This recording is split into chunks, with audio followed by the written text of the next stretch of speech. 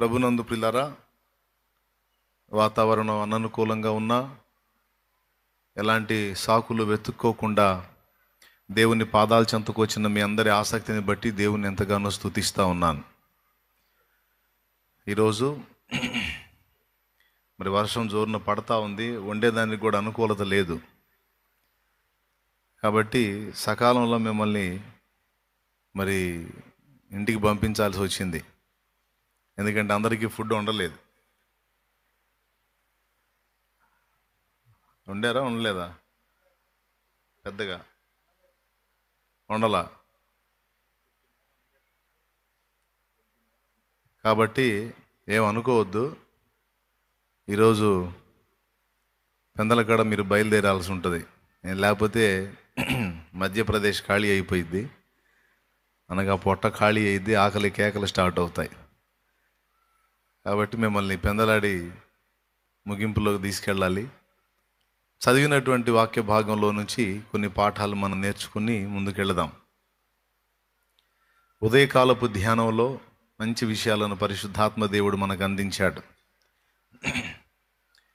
దేవుడు నీకు బలము కలగ నియమించి ఉన్నాడు అని, మనకి ఎప్పుడెప్పుడు ఏదేది కొరవవుతుందో కొదువవుతుందో దాన్ని భర్తీ చేయడానికి మనకు కావాల్సినటువంటి విషయాలు, చాలా సంగతులు మనకి దేవుడు ముందే నియమించి ఉన్నాడు అనేటువంటి అద్భుత విషయాన్ని, మనకి ఏమేమి నియమించాడు అనే సంగతుల్ని మన ఉదయకాలపు ధ్యానంలో తెలుసుకున్నాం. ఒకవేళ మీరు వినకపోతే ఇంటికి వెళ్ళిన తర్వాత తప్పనిసరిగా ఉదయకాలం మొదటి ఆరాధనలో చెప్పిన సందేశాన్ని తప్పనిసరిగా వినండి. ఇప్పుడు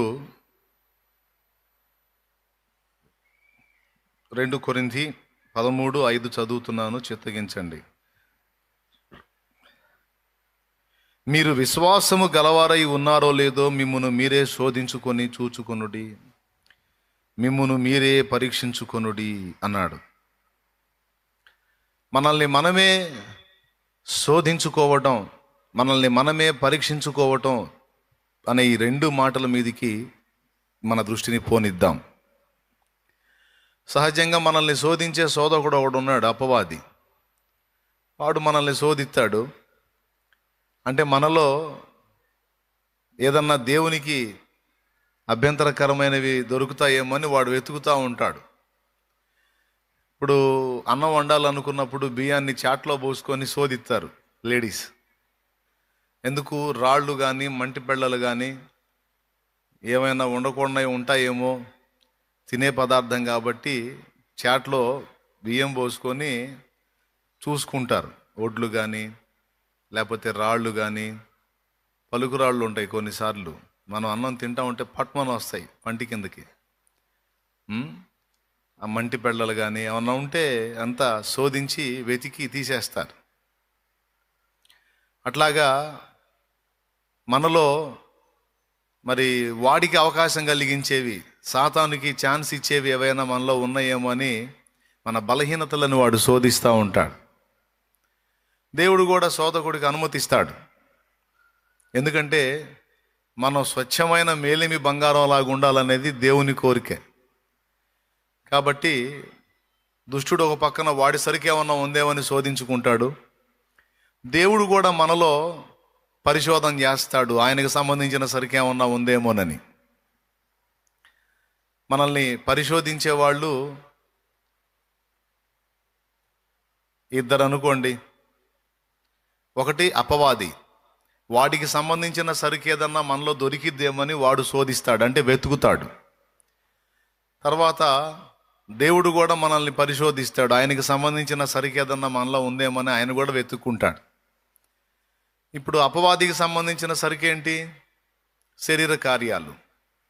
అవి ఏవే విషయాల్లో మనకి మైనస్ పాయింట్స్ ఉన్నాయి, ఏవేవి బలహీనతలు ఉన్నాయి, మనలో లోపాలు ఏవి ఉన్నాయి అనేది వాడు వెతుక్కొని వాడు లిస్ట్ చేసుకుంటాడు. ఎందుకంటే ఆ లిస్ట్ వాడి దగ్గర ఉంటుంది. ఆ సందర్భాలను బట్టి ఆ విషయాలు, మన వీక్నెస్లు తెలుసుకొని వాడు మనల్ని డిస్టర్బ్ చేస్తానికి వాడు వెతుక్కొని పెట్టుకుంటాడు. మీకు ఒక విచిత్రమైన విషయం చెప్తాను. మన వీక్నెస్, మన బలహీనతలో ఎన్నో ఏ విధంగా ఉన్నాయో మనకు కూడా సరిగ్గా తెలియదు, కానీ సైతానుకు బాగా తెలుసు. ఎక్కడ మనం ఎలాంటి సందర్భాలు మనకు తీసుకొస్తే, ఎలాంటి సిచ్యువేషన్లో మనం బెండ్ అవుతామో వాడికి తెలుసు. మన లోపాల లిస్టు, మన బలహీనతల లిస్టు వాటి దగ్గర ఉంటుంది. రెండవది, మనలో ఉన్న సద్లక్షణాల విషయం కూడా దేవుడికి తెలుసు. ఎందుకంటే భక్తులలో దేవుడు కొన్ని వెతుకుతాడు, అపవాది కూడా కొన్ని వెతుకుతాడు. ఉదాహరణకి మీరు ఏబు జీవితాన్ని చూసినట్టయితే దేవుడే ఏబుని గురించి మాట్లాడాడు. నువ్వు నా ఏబు సంగతి, నా సేవకుడైన ఏబు సంగతి ఆలోచించితివా?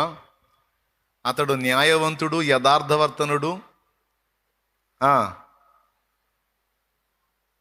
యెహోవా యందు భయభక్తులు కలిగి చెడుతనము విసర్జించిన వాడు అని ఏబులో ఉన్న గుడ్ క్వాలిటీస్ని దేవుడెత్తి మాట్లాడాడు. ఏబులో ఉన్న న్యాయ ప్రవర్తన, యథార్థత, దేవునికి భయపడే మనసు, దేవుని యందు భయము భక్తి కలిగి చెడుతనాన్ని అసహించుకునే మనసు, ఇవన్నీ ఏబులో ఉన్నాయని దేవుడు గుర్తించి అపవాదితో ఏబుని గురించి మాట్లాడేటప్పుడు ఏబులో ఉన్న శుభ లక్షణాలను ఎత్తి మాట్లాడాడు. అప్పుడు వాడేమన్నాడు? ఏబేమన్నా ఊరకనే నీతిమంతుడయ్యాడా? నువ్వు అతనికిని, అతని ఇంటి వారికిని, అతని కలిగిన అంతటికిని చుట్టూ కంచె వేశావు. అతన్ని ఆశీర్వదించుట చేతనే అతడు నీతిమంతుడిగా ఉన్నాడు. నీవు చెయ్యి చాపి వాటన్నిటిని తొలగించినట్లయితే అతడు నీ ముఖం ఎదుటనే నిన్ను తిడతాడు. ఆ లోపం కూడా ఆయన దగ్గర ఉంది అని వాడు మాట్లాడాడు. ఇట్లాగా భక్తులలో దేవుడు వెతుక్కునే కొన్ని ఉంటాయి, అపవాది వెతికే కూడా కొన్ని ఉంటాయి. అయితే దేవుడు ఇక్కడ కొరింథీ పత్రికలో ఏం రాయించాడంటే, పౌలు ద్వారా దేవుడు శోధించటం, అపవాది శోధించటం కాదు, మిమ్మల్ని మీరే శోధించుకోండి అన్నాడు. బియ్యంలో రాళ్ళు వెతికినట్టు, మంటి పెళ్ళలు వెతికినట్టు, ఒడ్లు వెతికినట్టు మిమ్మల్ని మీరే శోధించి చూసుకోండి, అలాగే మిమ్మల్ని మీరే పరీక్షించుకోండి అనే మాటలు రెండు పక్కపక్కనే మాట్లాడాడు. అవి చాలా ప్రాముఖ్యమైన మాటలు, వాటిని మనం తీసుకోవాలి. మనల్ని మనమే వెతుక్కోవాలి, మనల్ని మనమే పరీక్షించుకోవాలి. ఈ రెండు మాటలే కాకుండా ఇంకా మరికొన్ని మాటలు రోమాపత్రికలో అంటాడు, నీకు నీవే బోధించుకోవాలి అని. సరే, అవన్నీ నేను తర్వాత చెబుతాను, మనకు మనం ఏమేం చేయాలనేది.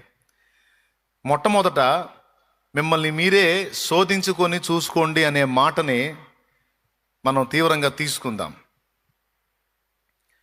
దేవుడు మనల్ని ఆశీర్వదించి, మనల్ని అన్ని విషయాల్లో ఆశీర్వదించి ఇతరులకు కూడా మనల్ని ఆశీర్వాద కారణంగా చేయాలనేది ఆయన ఆశ. దేవుడు దరిద్రులుగా, శాపగ్రస్తులుగా, నీచులుగా, దిగజారిన స్థితిలో, అడుక్కునే స్థితిలో మనల్ని ఉంచాలనేది దేవుని ఆశ కాదు. దేవుడు మనల్ని ఎంతో ప్రేమిస్తున్నాడు. దేవుడు మనల్ని ఆశీర్వదించబడిన వారుగా ఉండుటకు పిలిచాడు, కానీ శాపగ్రస్తులుగా ఉండటానికి పిలవలా. ఓకే, 10 మందికి మనం చెయ్యి పిడికిలి విప్పి హెల్ప్ చేసే స్థితిలో మనల్ని ఉంచాలని దేవుడు కోరుకున్నాడు, కానీ 10 మందికి చేతులు చాపే స్థితిలో మనం ఉంచబడాలని దేవుడు అనుకోవాల. అయితే దేవుడు మనల్ని ఆశీర్వదించడానికి, ఇతరులకు కూడా మనల్ని ఆశీర్వాద కారణంగా చేయడానికి అడ్డుపడే లక్షణాలు కొన్ని మన దగ్గర ఉంటాయి. చాలాసార్లు మనం దేవుని ముందుకు వచ్చి మోకాళ్ళుని, ప్రభువా నన్ను దీవించు, ప్రభువా నన్ను ఆశీర్వదించు, ఫలాని విషయంలో ఆశీర్వదించు, ఈ విషయంలో ఆశీర్వదించు, నన్ను అలాగే చేయి, నన్ను ఇలాగ చేయి, నా ఫ్యామిలీని ఇలాగ చేయని సహజంగా మనం దేవుని ముందుకు వచ్చి ప్రార్థనలు చేయటం మనకు అలవాటు. ఎవరైనా దేవుని ముందుకు వెళ్ళినప్పుడు ఇతరుల సంగతి ఎంత అడుగుతారో నాకైతే తెలియదు, కానీ తమ సంగతి మాత్రం ఖచ్చితంగా దేవుని ముందు మొత్తుకొని అడుగుతారు. నన్ను అన్ని విషయాల్లో ఆశీర్వదించు దేవా, అబ్రహాముని దీవించావు కదా. మళ్ళీ భక్తుల్ని ఎత్తి కూడా ప్రభు అబ్రహాముని దీవించావు కదయ్యా, అబ్రహాముని అన్ని విషయాల్లో దీవించావు ప్రభు, నీ బిడ్డనైనా నన్ను కూడా అన్ని విషయాల్లో దీవించు. ఏబుకు 2 నువ్వు దీవెనిచ్చావు కదయ్యా, నాకు కూడా 2 దీవెన దయచేయి ప్రభువా. అయ్యా, దావీదు నా హృదయానుసారి అయిన మనుషుడని దావీదుని నిజంగా ఎదురు లేకుండా ఎటుపోయినా విజయమే ఇచ్చావు కదా ప్రభువా, నాకు కూడా కృపని అయ్యా, నాకు కూడా విజయాన్ని ప్రభువా అని ఇలాగ భక్తుల్ని ఎత్తి, వాళ్ళ స్టోరీలను ఎత్తి, వాళ్ళకి ఇచ్చినటువంటి ప్రామిసులను ఎత్తి, వాగ్దానాలను ఎత్తి మరి మనం ప్రార్థన చేస్తాం. ఇదంతా మనకు తెలుసు. ఇప్పుడు ప్రార్థన ఒక్కటి చేస్తే సరికాదండి. నేను శుక్రవారం చెప్పా, వాక్యం ఒక్కటి మనం కలిగి ఉంటే చాలదు, వాక్యంతో పాటు ప్రవర్తన కూడా ఉండాలి అని. బైబిల్ గ్రంథంలో విచిత్రమైన మాట ఏమి రాస్తుందంటే, సమృద్ధిగా ఒక వ్యక్తిలో వాక్యం ఉండి కూడా ప్రవర్తన లేకపోతే వాని వలన ఆత్మలు రక్షించబడవు, కనీసం ఆ కుటుంబం కూడా పట్టబడదు. కానీ ఈ వ్యక్తిలో వాక్యం ఉంది కానీ ప్రవర్తన లేదు. కానీ ఒకవేళ నీ దగ్గర వాక్యం లేకపోయినా, నీకు తెలిసినంత వరకు తెలిసిన దాన్ని బట్టి నీ ప్రవర్తన నువ్వు క్రమంగా కానీ ఉంచుకోగలిగితే, వాక్యం లేకపోయినా కూడా నీ వాళ్ళను నువ్వు క్రీస్తు కొరకు సంపాదించుకునే ఛాన్స్ ఉంది అని పేతురు రాసిన మొదటి పత్రిక 3వ అధ్యాయంలో స్త్రీల గురించి మాట్లాడేటువంటి వచనాల్లో ప్రస్తావించాడు. ఒకసారి మీరు చూడగలిగితే ఆ వచనం మీకు చాలా ఉపయోగకరంగా ఉంటుంది. 3వ అధ్యాయం. వాక్యం లేకుండా ఆత్మలు రాబట్టబడవచ్చా? వాక్యం లేకుండా ఆత్మలు పట్టబడవచ్చా? అట్లా సాధ్యమైద్దా అంటే సాధ్యమైద్ది. చూడండి, అటువలే స్త్రీలారా, మీరు మీ స్వపురుషులకు లోబడి ఉండుడి. అందువలన వారిలో ఎవరైనను వాక్యమునకు అవిధేయులైతే వారు భయముతో కూడిన మీ పవిత్ర ప్రవర్తన చూచి వాక్యము లేకుండానే తమ భార్యల నడవడి వలన రాబట్టబడవచ్చును. వాక్యము లేకుండానే, ఆ మాటని రౌండ్ చేయండి. శుక్రవారం రోజు చెప్పాను ఆ మాటని. వాక్యం లేకుండా ఆత్మలు ఎలా వస్తాయి దేవుని చెంతకి అంటే, ఆల్రెడీ వాక్యం విన్నవాడు ప్రవర్తనని కనపరిస్తే ఆ ప్రవర్తన అనేకులను ఆకర్షించి ప్రభు దగ్గరికి తీసుకొస్తుంది. మదర్ తెరీసా అనే ఆమె ఎంతవరకు సువార్త చెప్పిందో నాకైతే తెలియదు, కానీ ఆమె ప్రవర్తన ప్రపంచంలో చాలామంది చేత అమ్మ అనిపించుకుంది. ఆమెను బట్టి చాలామంది యేసు ప్రభుని ఘనపరిచారు, ఎందుకంటే ఆమె చేసిన సేవ అలాంటిది. మదర్ తెరీసా గొప్ప ప్రసంగికురాలని ఎక్కడ ప్రస్తావించబడలేదు, కానీ గొప్ప సేవకురాలని అయితే ప్రస్తావించబడింది. అంటే ఆమె ఏం చేసిందో తెలుసా? యేసుక్రీస్తుని గురించిన మాటలు మాత్రం చెప్పి ప్రవర్తన లేకుండా లేదు, కానీ మాటలు పక్కన పెట్టి ముందు ప్రవర్తనను చూపించింది. ఫలితంగా చాలామంది క్రీస్తునందు గౌరవాన్ని విశ్వాసాన్ని కలిగి ఉండున్నట్లుగా ఆమె తోడ్పడింది. ఇక్కడ పాయింట్ ఏంటంటే, కొంతమందికి చాలా వాక్యం తెలుసు, ప్రార్థన చేసేటప్పుడు కూడా వాక్యాలు ఎత్తి మరీ ప్రార్థన చేస్తారు, కానీ ఏం చేద్దాం, బతుకుండదు అట్లాగా. అలాంటి ప్రవర్తన వాళ్ళ దగ్గర ఉండదు. ఆ ప్రవర్తన లేనప్పుడు నీకు ఎంత వాక్యం ఉన్నా నీ దగ్గర ఎవడు మారుతాడు? మాటలేమో దేవుని మాటలే చెబుతుంటివి, కానీ ప్రవర్తన ఏమో నీ దగ్గర అది లేనప్పుడు ఎవడు మారడు.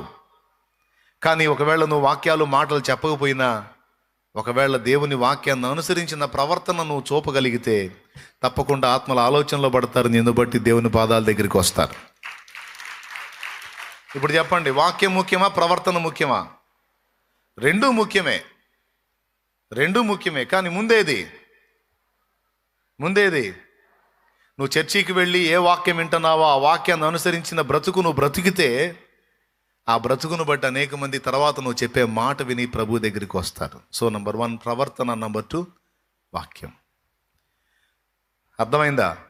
అలాగే దేవా నన్ను ఇలా ఆశీర్వదించు, నన్ను అలా ఆశీర్వదించు, నాకు ఇలా సహాయం చేయి, నాకు అలా సహాయం చేయి అని దేవుని ముందు మోకాళ్ళు ఉన్ని రకరకాల సంగతులను గురించి ప్రార్థించే ఓ మనిషి, నువ్వు అడిగినటువంటి ప్రార్థన విజ్ఞాపనలకు జవాబు ఇవ్వడానికి దేవుడు సిద్ధమే. అయితే దేవుని దగ్గర నుండి ఆ విధమైన జవాబులు రాకుండా అడ్డగించేవి నీలోనే ఉన్నాయని నీకు తెలుసా? నువ్వు ముందు వాటిని సరిదిద్దుకోవాల్సి ఉంది.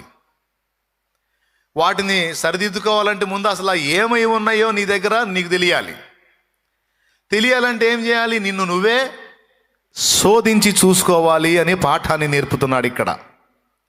సహజంగా మనకు ఉన్నటువంటి దరిద్రగొట్టు లక్షణం చెప్పనా?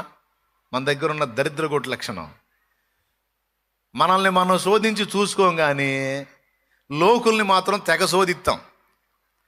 వాళ్ళ దగ్గర ఏదన్నా దొరికిద్దేమో అని అనుక్షణం కనిపెట్టి వెతికి మరి పట్టుకోవటానికి ప్రయత్నం చేస్తాం. దేవుడు ఏమన్నాడంటే పక్కోడిని లేదా పక్కామని శోధించమని చెప్పలా, నీకు నిన్ను నీవే శోధించుకొని చూసుకో, నిన్ను నువ్వే వెతుక్కో అని మాట్లాడాడు. ఇది పాయింట్. ఏం శోధించుకోవాలి, ఏం పరీక్షించి చూసుకోవాలంటే నంబర్ 1 ఆయన చెప్పాడు, మీలో మీరు విశ్వాసము గలవారై ఉన్నారో లేదో పరీక్షించి చూసుకోండి, శోధించి చూసుకోండి. కొంతమంది నేతి బీరకాయలో నెయ్యి ఉండనట్టు పేరుకి విశ్వాసులు, కానీ వాళ్ళలో దేవుని కార్యాలు పొందినటువంటి విశ్వాసం అయితే ఉండదు. మళ్ళీ దేవుని ముందుకెళ్ళి దేవునికి ప్రార్థన అయితే చేస్తారు, కానీ చేసిన ప్రార్థన నెరవేరుతుందన్నటువంటి విశ్వాసం వారికి ఉండదు.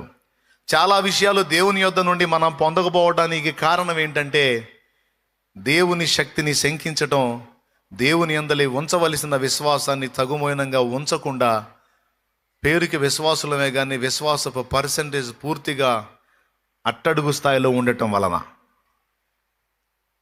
ఏమైనా అర్థమైందని నేను చెప్పింది? ఎంతమందికి అర్థమైంది?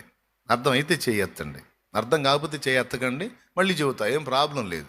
ఒక పూట అన్నం లేట్ అయితే ఇబ్బంది ఏం లేదు. దేవునికి స్తోత్రం.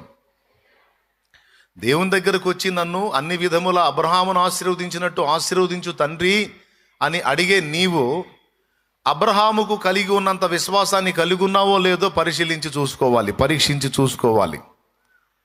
అబ్రహాము దేవుని విషయంలో కలిగి ఉన్నటువంటి ఆ తత్వం మరి అబ్రహామును దీవించినట్టు దీవించమంటున్నావుగా. కదిలితే చాలు ఇదే మాట, ప్రభు అబ్రహామును అన్ని విషయాలు నన్ను కూడా అన్ని విషయాల్లో దీవించి. దేవుడు అంటాడు, ఓకే తప్పకుండా అబ్రహాములాగా నిన్ను దీవిస్తాను, అబ్రహాములాగా ఉండు అంటాడు. నాకు తెలిసిన ఒక సోదరి ఎన్ని సంబంధాలు చూసినా పెళ్లి చేసుకోవట్లేదంట. మా అన్నయ్య చెప్పాడు, ఎన్ని సంబంధాలు చూసినా పెళ్లి చేసుకోవట్లేదంట. ఓ రోజు పాపం వాళ్ళ అమ్మా నాన్న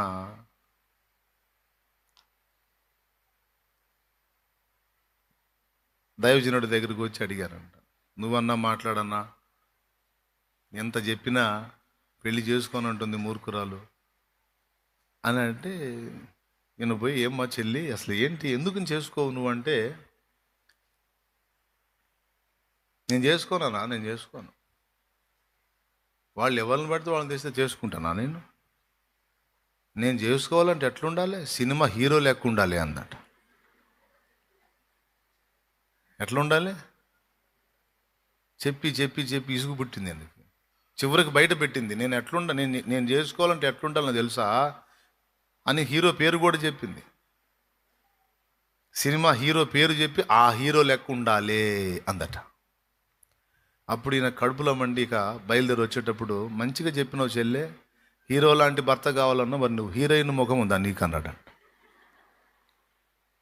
హీరోయిన్ ముఖం లెక్క ఉందా నీ ముఖం, అద్దంలో చూసుకున్నావు నువ్వు? హీరో లాంటి భర్త కావాలంటే హీరోయిన్ లెక్క ముఖం ఉండాలి.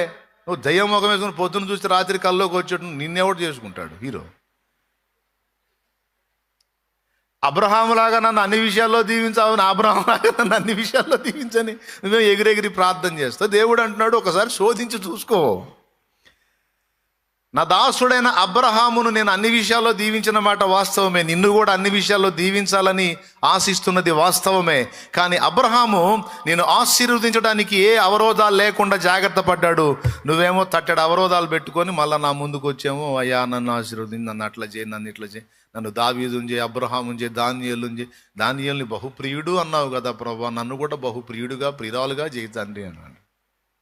దేవుడు ఏమంటున్నాడంటే, భక్తులతో పోల్చుకునేటప్పుడు వాళ్ళు అనుసరించిన జీవిత విధానాన్ని నువ్వు అనుసరిస్తున్నావో లేదో పరీక్షించుకో. వాళ్ళు ప్రదర్శించిన విశ్వాసపు తీరుతెన్నులు నీవు కలిగి ఉన్నావో లేదో ఒకసారి పరీక్షించుకో అంటాడు. న్యాయమేగా? పెద్దగా చెప్పండి, న్యాయమా కాదా? 100% న్యాయం. ఇంకందులో రాజీ ఏముంది? ఫర్ ఎగ్జాంపుల్ అబ్రహాం అనే తీసుకుందాం. అబ్రహాం దేవుణ్ణి విపరీతంగా ప్రేమించాడు. అబ్రహాముకు దేవుడు అంటే పిచ్చి. ఒక రకంగా చెప్పాలంటే దేవుడి తర్వాతనే నా జీవితంలో నేనైనా, నా వారైనా, ఆఖరికి నా ప్రాణమైనా సరే దేవుడి తర్వాతనే అన్నంత తీర్మానం కలిగినాడు అబ్రహాం. సొదొమ గొమొర్రాల సొమ్ము దగ్గర రాజీ పడని నైజం కలిగి ఉన్నవాడు అబ్రహాము. అర్థమైందా? అలాగే స్త్రీల విషయంలో కక్కుర్తి పడకుండా నీతిని కాపాడుకున్నవాడు అబ్రహాము. అలాగే దేవుడు ఆయనను పరిశోధించినప్పుడు, దేవా నువ్వు తప్ప నాకు ఏది ఎక్కువ లేదు, కొడుకు లేదు, కూతురు లేదు, ఏదైనా సరే సమస్తం నీ కోసం కోల్పోవటానికి ఇష్టపడతాను అని తన్ను తాను నిరూపించుకున్నవాడు అబ్రహాము. డబ్బు విషయంలో రాజీ పడలేదు, స్త్రీల విషయంలో రాజీ పడలేదు, దేవుణ్ణి ప్రేమించే విషయంలో రాజీ పడలేదు. Praise the lord. ఇంకొక విచిత్రమైన విషయం చెప్పనా? దేవుడు అంత ఆశీర్వదించిన ఈ లోకములో స్థిరత్వాన్ని కూడా కోరుకోలేదు. ఒక మహారాజుకు తగినంత ఐశ్వర్యవంతుడై ఉండి కూడా కనానులో అబ్రహాం ఉన్నప్పుడు కనానీయులైనటువంటి హేతు కుమారులు అన్నారు అబ్రహాముని ఏమన్నా తెలుసా? తన భార్య అయిన శారా చనిపోయినప్పుడు ఆమెను పాతిపెట్టడానికి ఒక గుహను అడిగినప్పుడు వాళ్ళ దగ్గర ఒక భూమిని అడుగుతాడు ఆ హేతు కుమారులని. అప్పుడు వాళ్ళు అంటారు, మా మధ్య నీవు మహారాజువై ఉన్నావు అంటారు వాళ్ళు. అంటే ఒక మహారాజుకు తగినంత ఐశ్వర్యం కలిగి ఉండి కూడా సాధారణమైన జీవితం జీవించిన అబ్రహాము యొక్క నైజం ఎంతమంది కలిగి ఉన్నారు? మచ్చుతునగలాగా ఒక 4 సంగతులు. ఆయన డబ్బు విషయంలో ఎక్కడా మెత్తబడలా, డబ్బుకి బెండయ్యేవాడు కాదు, అలాగే శరీర ఇచ్చలకు బెండయ్యేవాడు కాదు, అలాగే దేవుణ్ణి తప్ప మరి దేనిని కూడా దేవుని కంటే ఎక్కువగా ప్రేమించినోడు కాదు. 4వది, దేవుడు ఆశీర్వదించి అష్టైశ్వర్యాలు ఇచ్చిన ఇవి స్థిరము కాదు, పునాదులు గల ఆ పట్టణం నాకు కావాలని గుడారములోనే తన జీవితాన్ని వెళ్ళబుచ్చిన వాడు అబ్రహాము. ఆ కొలతలు మరి నన్ను అబ్రహాము వలె దీవించు, అబ్రహామును అన్ని విషయాల్లో దీవించినట్టు నన్ను కూడా దీవించని అడిగే నువ్వు అబ్రహాము యొక్క ప్రతిష్ట, అబ్రహాము యొక్క సమర్పణ కలిగి ఉన్నావా?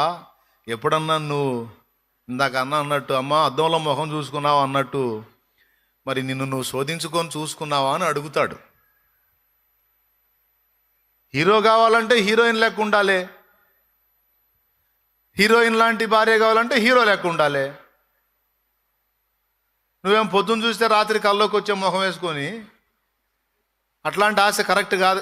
సహజంగా మనుషులు అనేది అది. అట్లాగున ఆశీర్వాదమునకు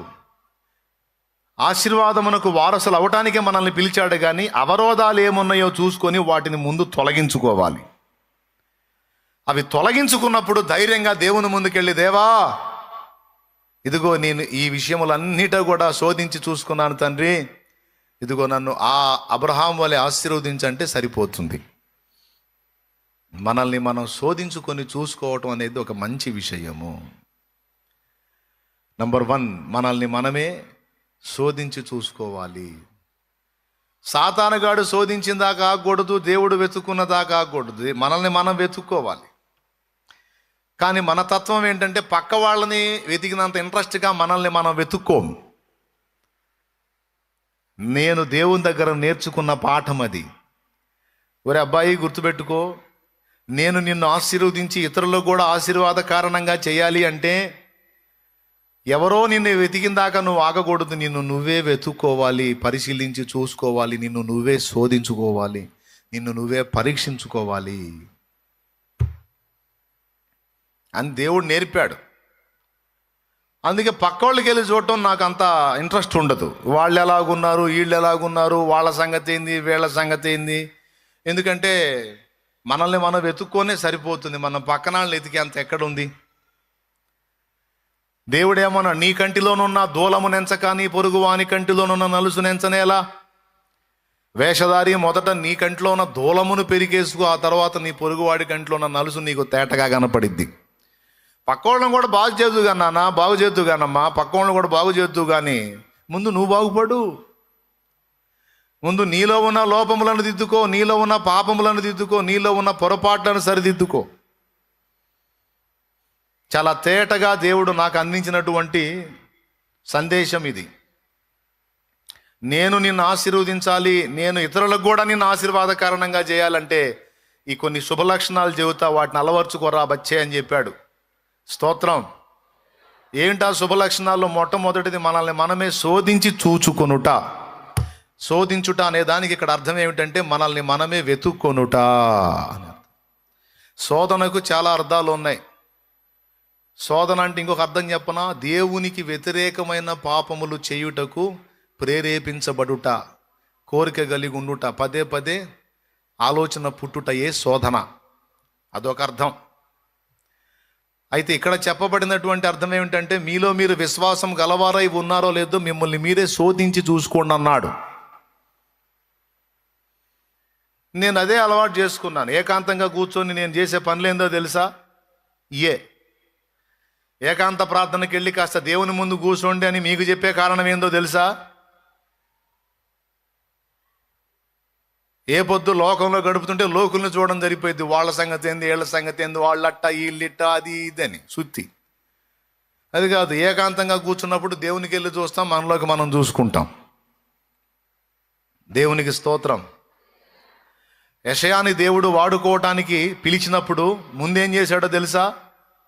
రా వెంటనే నిన్ను వాడుకుంటా అనలా.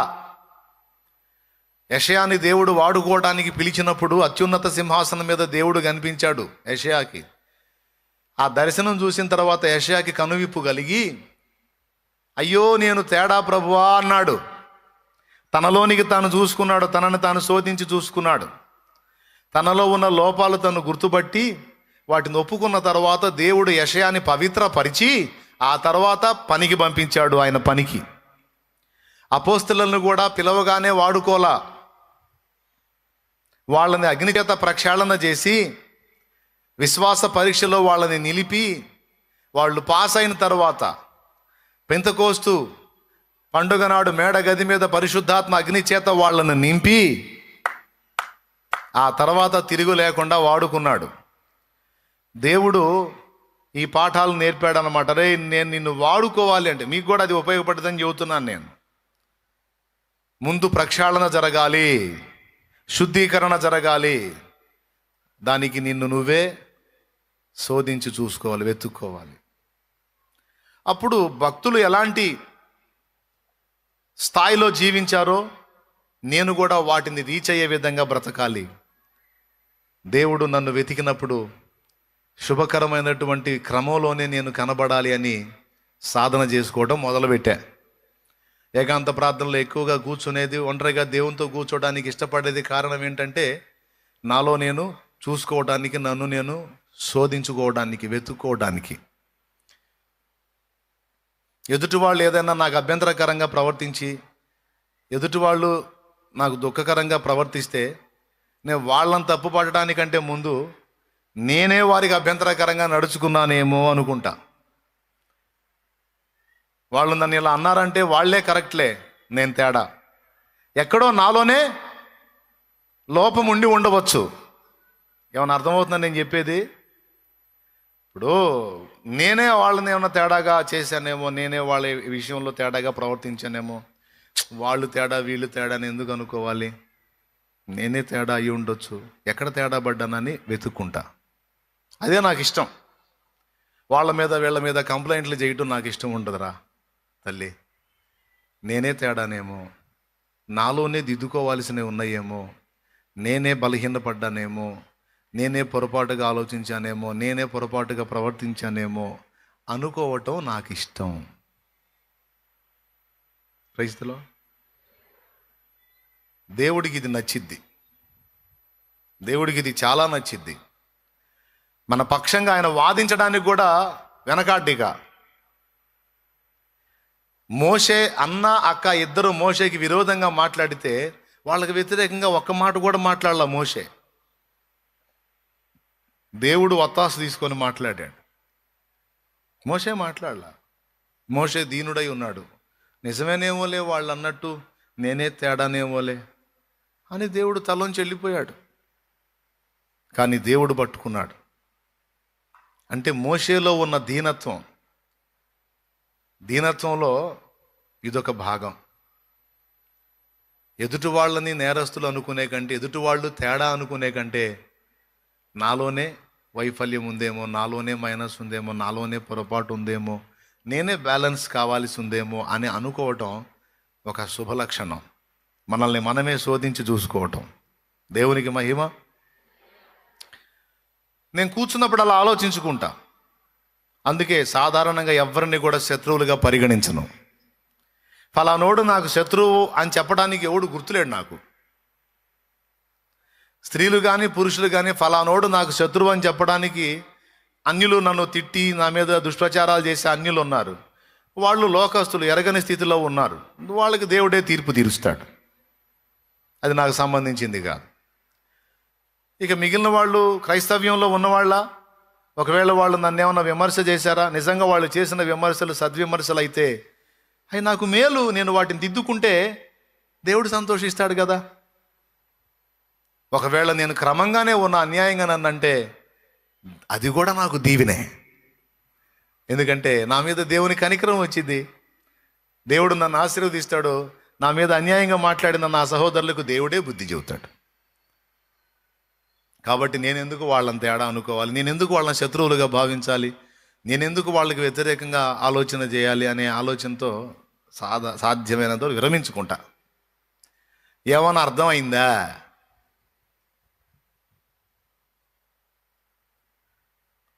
డౌట్ లేదుగా?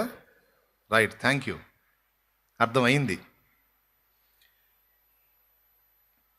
కుటుంబ జీవితం విషయంలోనైనా, భార్యాభర్తల విషయంలోనైనా, కుటుంబంలో పెద్ద కుటుంబం అయితే కుటుంబంలోని ఇతర సభ్యుల విషయంలోనైనా, సమాజంలోని వ్యక్తుల విషయంలోనైనా, సంఘంలోని వ్యక్తుల విషయంలోనైనా నేనే సరిగా లేనేమో అనుకునే తత్వం మంచిది.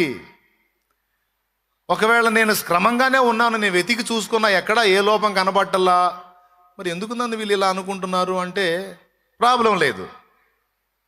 అన్ని విషయాల్లోనూ శోధించి చూసుకున్నా నువ్వు క్రమంగానే కనపడ్డావు అనుకో, ఆయన నిష్కారణంగా నిన్ను నిందపాలు చేశారు, లేదా బాధ పెట్టారు, ఇబ్బందిగా నీ గురించి పంచుకున్నారు అనుకో, డోంట్ వరీ.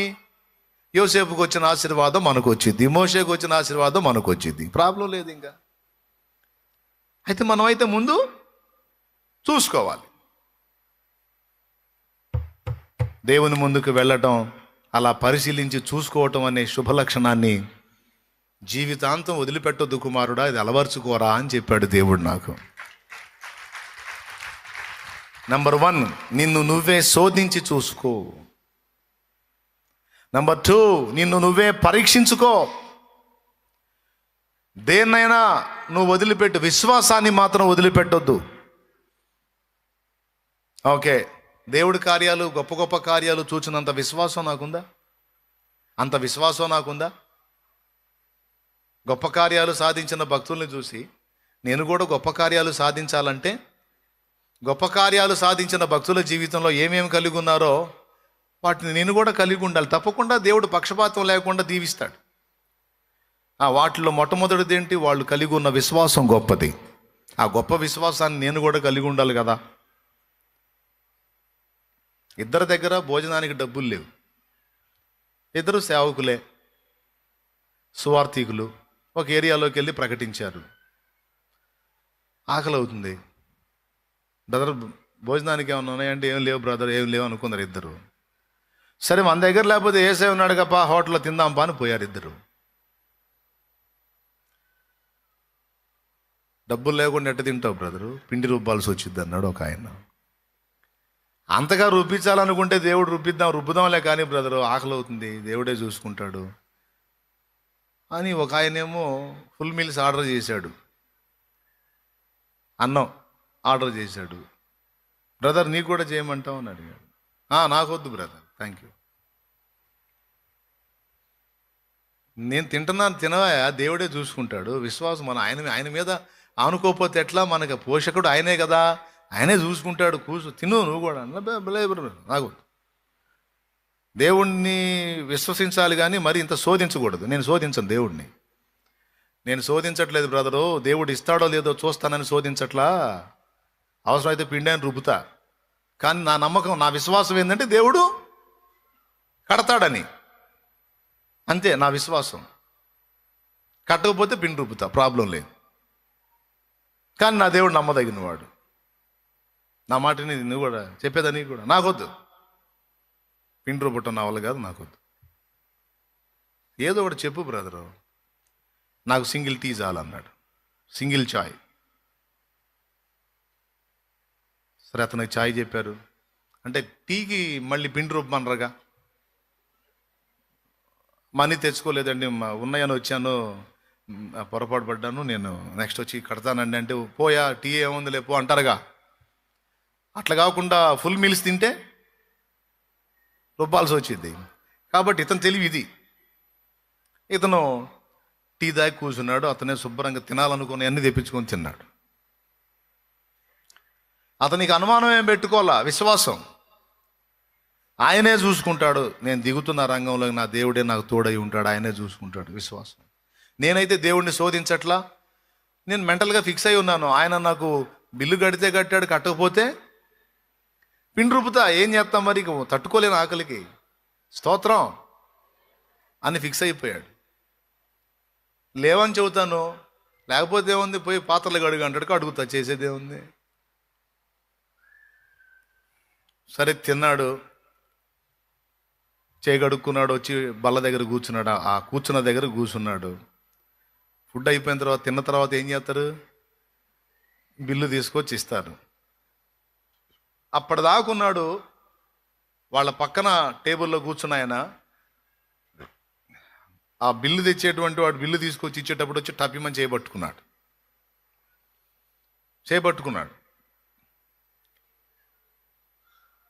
వాళ్ళు కట్టరు, బిల్లు నేను కడతా అన్నాడు పక్కన ఆయన. ఏమన్నాడు, అయ్యా తిన్నది మేము, నువ్వెట్ట కడతావు, ఎందుకు కడతావు బిల్లు, మేమే కడతాం, ఏం దగ్గర ఏం లేవు, మేమే కడతాం. లేదయ్యా, మీరు సేవకులు కదా అన్నాడు. అవునయ్యా, సువార్థికులు, మేము సేవకులు. చూశాను, మీరు భోజనం చేసేటప్పుడు ప్రార్థన చేసుకున్నారు కదా, చూశాను నేను, మీ వాళ్ళకం అది చూస్తే సేవకులనే అనిపించింది. ఎన్ని రోజుల నుంచి ఎదురు చూస్తున్నానో, నాకు దేవుడు మంచి క్లిష్టమైన పరిస్థితుల్లో ఉన్నప్పుడు దేవుడు జాబ్ ఇచ్చాడు, ఉద్యోగం వచ్చి ఆ ఉద్యోగం మీద తిరగడం సరిపోయింది, కానీ దైవజనులకి ఇంటికి పిలిచి పట్టడం అన్నం పెడదామని ఎన్నిసార్లు అనుకున్నా నాకు కుదరలేదు. నా అదృష్టం బండి ఈరోజు మీరు దొరికారు, కాబట్టి బిల్లు నేనే కడతానని ఆ బిల్లు తీసుకెళ్ళి కౌంటర్లో ఆయన కట్టాడు. అప్పుడు ఫుల్ మీల్స్ తిన్న ఆయన ఛాయ్ తాగినోడికి వెళ్ళి చూశాడు. దేవునికి స్తోత్రం కలుగును గాక, హల్లెలూయా. ఇప్పుడు ఏమంటారు మీరు చెప్పండి? ఇద్దరు ఆ దేవుడినే ప్రకటిస్తున్నారు, ఇద్దరు ఆయన యందు విశ్వాసం ఉంచారు, కానీ ఇద్దరి విశ్వాసం ఒకే విధంగా లేదు. చూడు, మళ్ళీ ఇద్దరి పేర్లు ఏంది, విశ్వాసులే, కానీ ఒకని విశ్వాసం సింగిల్ ఛాయ్ అయితే ఒకని విశ్వాసం ఫుల్ మిల్స్. అవునా? అంటే దేవుడు సహాయపడతాడు అని నమ్మలేకపోయాడు ఒకడేమో నమ్మాడు. అంటే శద్రకు, మేషకు, అబేద్నెగోలాగా ఈ అగ్నిగుండంలోంచి మమ్మల్ని కాపాడటానికి సమర్థుడు, కాపాడకపోయినా పర్వాలా. అట్లాగే నేను తిన్నదానికి కట్టడానికి సమర్థుడు, కట్టకపోయినా పర్వాలా, అవసరమైతే పిండి రుబ్బుతా లేదా పాత్రలు కడుగుతా అని మెంటల్గా ఫిక్స్ అయిపోయి తిన్నాడు. కానీ విశ్వాసం అతన్ని సిగ్గుపరిచిందా? ఇప్పుడు ఆ టేబుల్ దగ్గర పక్కన ఆయనే ఎందుకు కూర్చోవాలి, ఆ టయాన్ని కరెక్ట్గా ఆయన వచ్చి ఎందుకు కట్టాలి? ఇలాంటి ఒకటి కాదు, నా తల వెంట్రుకల కంటే విస్తారంగా చేశాడు దేవుడు కార్యాలు. నా లైఫ్లోనే చాలా చూసా.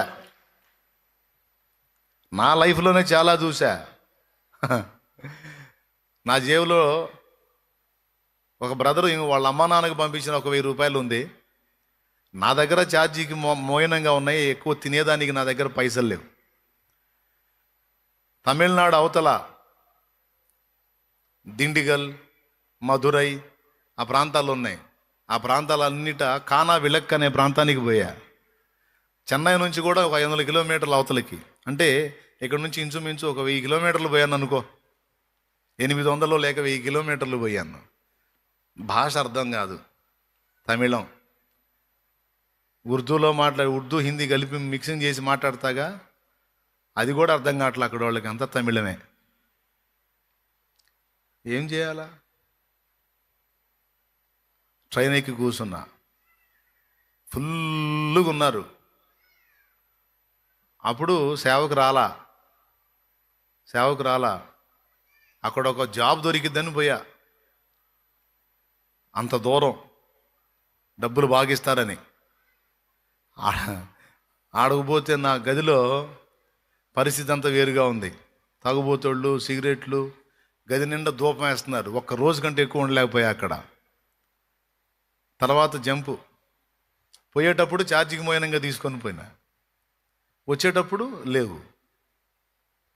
నేను రిటర్న్ అవుతుంటే అక్కడున్న ఆ బ్యాచ్లో ఉన్న ఒక అతను తన తల్లిదండ్రికి డబ్బులు పంపించాడు, 1000. నాయి కాదయ్యి, అతనే. ఫలానా ప్రాంతంలో మా అమ్మ మా నాన్న ఉంటారు, ఒక అడుగు నేను వాళ్ళకి పంపించానని చెప్పి డబ్బులు ఇవ్వవా అని ఇచ్చాడు. అది కూడా ఏం చేయాలా, నేను ప్రభా వెళ్ళాలి, నా దగ్గర ఛార్జీకి డబ్బులు లేవు, సాయం చేయమని ప్రార్థన చేస్తే దేవుడు అతన్ని ప్రేరేపించి వాళ్ళ అమ్మోళ్ళకి ఇమ్మని ఆ 1000 రూపాయలు నా చేతికి ఇచ్చాడు. ఇప్పుడు నా దగ్గర ఉన్నది అదే, నాయి కాదు. సరే ముందు ఇవి తీసుకొని ఇంటికి పోదాం, తర్వాత చూద్దామని పోయి రైలు ఎక్కా. మీరు నమ్మండి నమ్మకండి, బాగా ఆకలి అవుతుంది. డబ్బులేమో నాయి కాదు. ఇంటికాడ ఉంటే ఇంటికాడ ఇద్దామని అనుకోవడానికి ఇంటికాడ అంతా అప్పుల తడకై కూసుంది. ఇంటికాడ కూడా డబ్బులు లేవు. ఇప్పుడు నేను అక్కడి నుంచి ఏడదాకా వెళ్ళాలయా? నేను ఎక్కిన దగ్గరగా నాకు ప్రయాణం 800 కిలోమీటర్ల దూరం ప్రయాణం చేయాలి. అంతకు పైనే 1000 దాకా ప్రయాణం చేయాలా నేను? ఎట్లా సాధ్యం? ఒక స్టేషన్ దాటింది, 2 స్టేషన్లు దాటింది, 3వ స్టేషన్ ఆగింది, జనం ఎక్కారు. లోపల ఎక్కడ ట్రైన్లో కూర్చోడానికి లేదు. వాష్రూమ్ ఉంటుంది కదా, వాష్రూమ్ దగ్గర అదే అటు ఇటు దిగటానికి తలుపులు ఉంటాయి కదా, తలుపుల దగ్గర ఖాళీ ఉంటుంది, ఆడ కూర్చున్నా. ఆడ కూడా 4-5 నెడుతున్నారు అటు ఇటు. నిలబడితే లాభం లేదని కూర్చున్నా, తొక్కితే తొక్కంట, చేయగలిగింది ఏమి లేదని. ఆకలి అవుతుంది, ఏం చేయాలా? సరే, మనుషుడు రొట్టె వలన మాత్రమే కాదు, దేవుని నోటి నుండి వచ్చి ప్రతి మాట వలన జీవించనని ఉందిగా. బైబిల్ తీసా, ఈ వాక్యమే నాకు ఫుడ్ అనుకుని శుభ్రంగా బైబిల్ చదవటం మొదలుపెట్టా. ఈలోపు ఆ 2 స్టేషన్లు దాటి 3వ స్టేషన్లో ఒక బ్రదర్ ఎక్కాడు. ఆయన, నేను చదువుతుంది తెలుగు బైబిల్ కదా, హలో ఏంటది అన్నాడు. పైకి చూసా, ఆ తెలుగు భాష అతని నోటి నుంచి వినేటప్పటికి అబ్బా నాకెంత హాయిగా ఉందో. మీరు తెలుగు వాళ్ళ అన్న, తెలుగు బైబిల్ చదువుతున్నావుగా, ఎక్కడ దాకా అన్నాడు. బతికించావు బాబా, ఈ అరవమాలోకం దెబ్బ సస్తున్నాను నేను. నాకు అర్థమై సావట్లేదు మాటలు. ఒక తెలుగోడు దొరికాడు, నాకు సంతోషం అని ఆయనతో మాటలు కలిపాను. ఆయన ఎవరంటే రైల్వే డిపార్ట్మెంట్లో ఒక మంచి హోదాలో ఉన్న వ్యక్తి.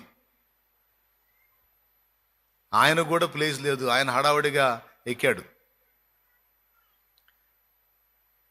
చూశాడు నాకెళ్ళి, సరే లే అన్నాడు. లేచాను. ఆయన చూపించిన ప్రదేశానికి ఆయన వెంటబడి వెళ్ళాను.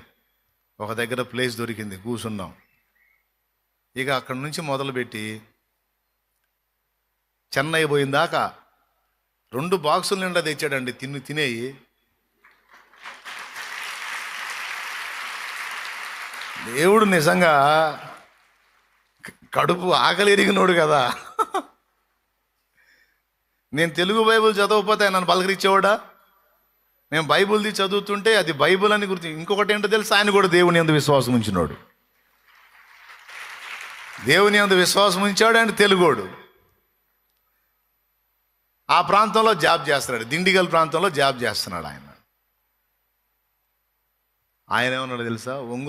ఒంగోలు అవతల మా తల్లిదండ్రులు ఉన్నారు, నేను వాళ్ళకి ఆహారాలు తినుబండారాలు సిద్ధపరచుకొని తీసుకెళ్తున్నాను పండగ సందర్భంగా, క్రిస్మస్ సందర్భంగా. ఇక ఒక ప్యాక్ ఓపెన్ చేసి నా ముందు పెట్టాడు.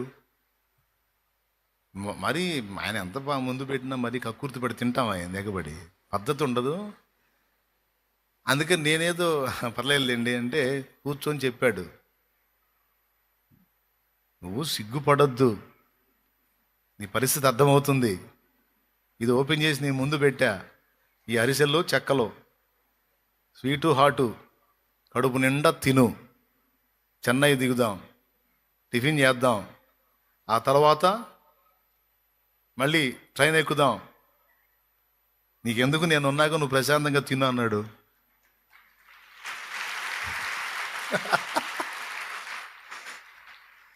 ఇప్పుడు చెన్నై చేరిన దాకా తింటానే ఉన్నా,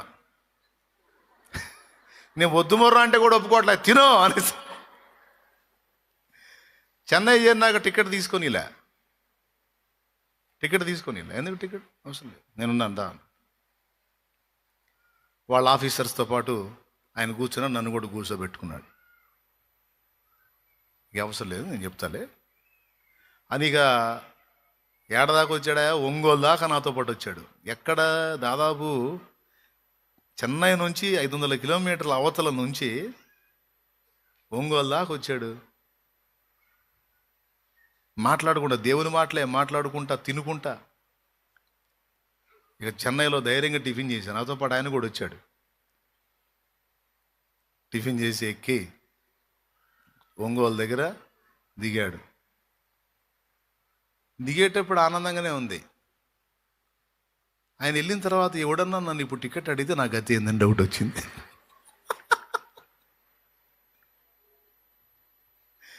దేవుని మహాకృపను బట్టి ఊరు గెలిచించలే. నేను కూర్చున్నది ఆ కంపార్ట్మెంట్ వేరుగా ఉంది, ఎవరు గెలిచించలే. అక్కడున్న ఎవరికో చెప్పిపోయినట్టున్నాడు ఆయన. తర్వాత చీరాల దగ్గర బండి ఆగితే దిగి పేటకి చేరా. ఇప్పుడు దేవుడు ఆయన ప్రేమ చూడండి. మనం అడవిలో ఉన్నా సరే మనకు కావాల్సిన దాన్ని సిద్ధపరచుకుంటాడు. ఆయన మమత అది. విశ్వాసం, నా దేవుడే తోడై ఉన్నాడు. నేను మాత్రం ఈ దరిద్రుల మధ్య ఉన్నది, ఈ దరిద్రులు చండాలంగా చేస్తున్నారు, వీళ్ళ సిగరెట్లు, వీళ్ళ తాగుడు, వీళ్ళ చేదరం నా వల్ల కాదని నేను నిర్ణయించుకొని, దేవుని పవిత్రత నేను ఇష్టపడి నేను బయటికి వచ్చినందుకు నాకు తోడై ఉండి, నా డబ్బు ఖర్చు కాకుండా, నాకు ఆకలి బాధ తెలియకుండా, మళ్ళీ ఎవడో తోడు లేరు అనే ఫీలింగ్ కూడా లేకుండా, ఒక మనిషిని ఒక దూతలాగా నాకు తోడుంచి నేను గమ్యస్థానం చేరేటట్టు చేశాడు. కొన్ని సంవత్సరాల క్రితం, సేవలోనికి రాకముందు, అంటే ఇంచుమించు 18 సంవత్సరాల క్రితం జరిగిన విషయం. ఇలాంటి ఎన్నో సంగతులు అవన్నీ చెప్పుకుంటే తెల్లారిదిలే. మీకు మళ్ళీ మధ్యప్రదేశ్ ఖాళీ అయ్యిద్ది, ఎప్పటికే సగం అయిపోయినట్టుంది. లేకపోతే అసలు ఏం తిని రాలేదేమో, మరి మీరు ఉపవాసం ఉండి వచ్చారేమో. నేను చెప్పే మాట ఏంటంటే, భక్తుల యొక్క ఆశీర్వాదాన్ని పొందగోరే బిడ్డలారా, భక్తుల యొక్క నడక మీలో ఉందో లేదో శోధించి చూసుకోండి అని చెప్తున్నాను నేను. మనం ఏ పొద్దు కూడా మనం ఎలా ఉన్నామనే పరిశీలన అనేది మనకి చాలా కీలకం. దేవుడు పదే పదే పదే పదే నాకు నేర్పిన విషయాల్లో మెయిన్గా నాకు బాగా నేర్పింది అదే. ఎదుటోళ్ళని కాదు, నీలో నువ్వు చూడు, ముందు నిన్ను నువ్వు శోధించుకో, నిన్ను నువ్వు పరీక్షించుకో అని. సో మనం ఎంతటి విశ్వాసాన్ని ప్రదర్శిస్తామో అంత కార్యాన్ని దేవుడు చేస్తాడు. నీ విశ్వాసానికి తక్కువ చేయడు, నీ విశ్వాసానికి ఎక్కువ చేయడు. నువ్వు ఎంత విశ్వసిస్తావో అంత కార్యాన్ని తప్పకుండా దేవుడు చేస్తాడని ప్రాక్టికల్గా అనుభవించిన నేను, అది సేవా జీవితంలో కూడా కళ్ళారా చూశాను, అనుభవిస్తూనే ఉన్నాను. నంబర్ 1, విశ్వాసం చాలా కీలకం. అది ఉన్న పరిధిని బట్టే మన గమనం ఉంటుంది.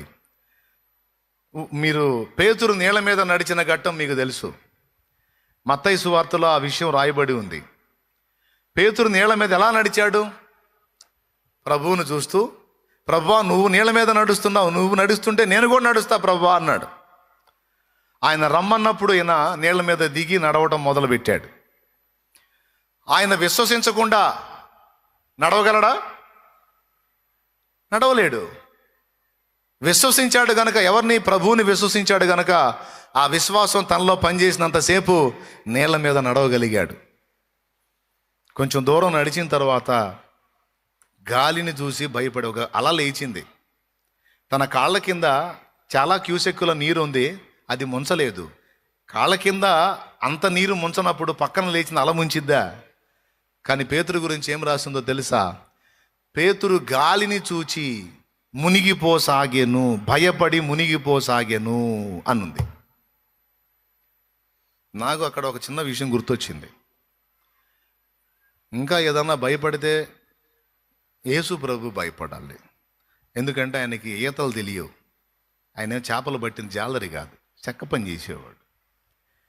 కానీ ఇక్కడ విచిత్రం చూడు, పేతురుకి ఈదడం తెలియదా? యోహాను సువార్త 21లో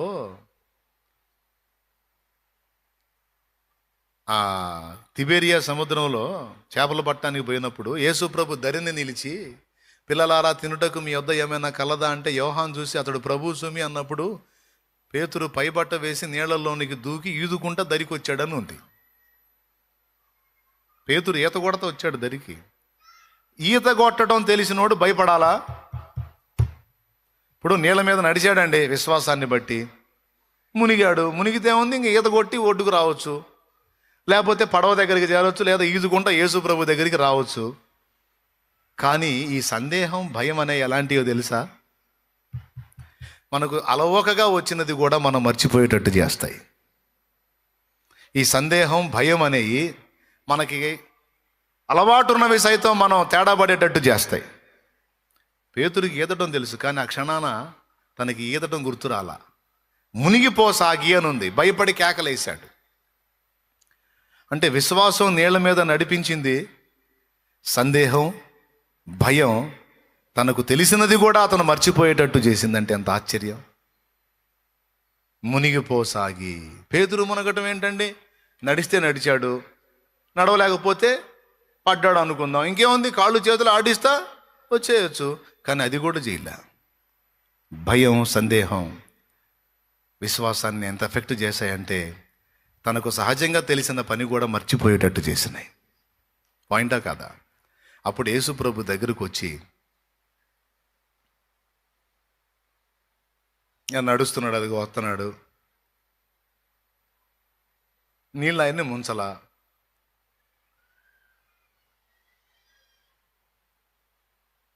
అట్లనే అబ్జర్వ్ చేయండి.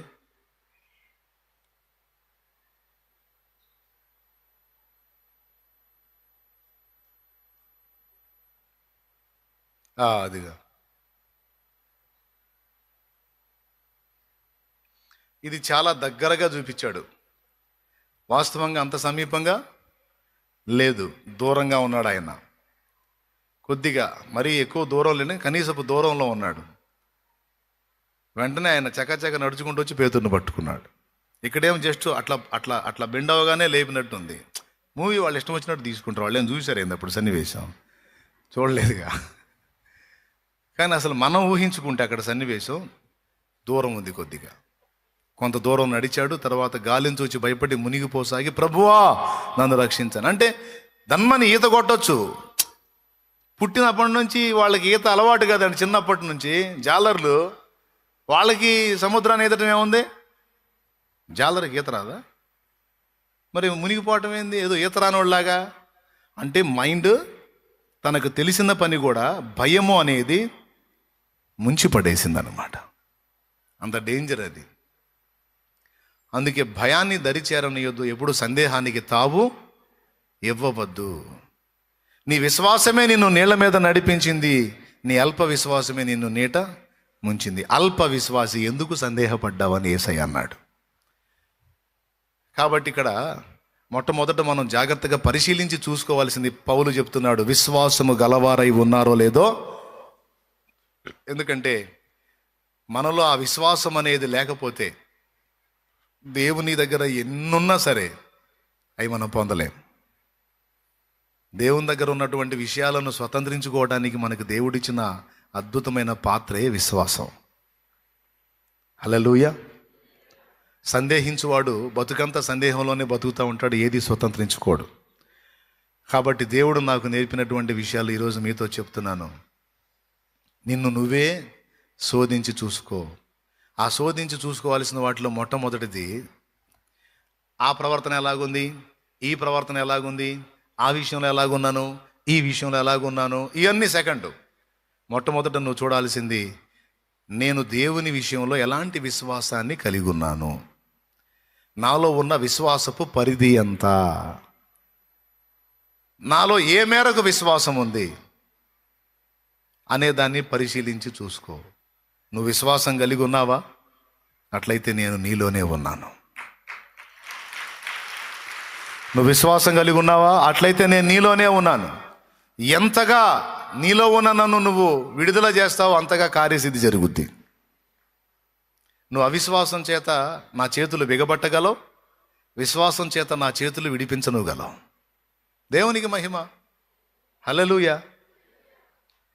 దేవుడు నది లాంటోడండి. నది ప్రవహిస్తుంది. నదిలాగా నీలో కూడా దేవుడు ఉన్నాడు. ఒక నది ప్రవహిస్తున్నాడు నీలో నుండి ఆయన.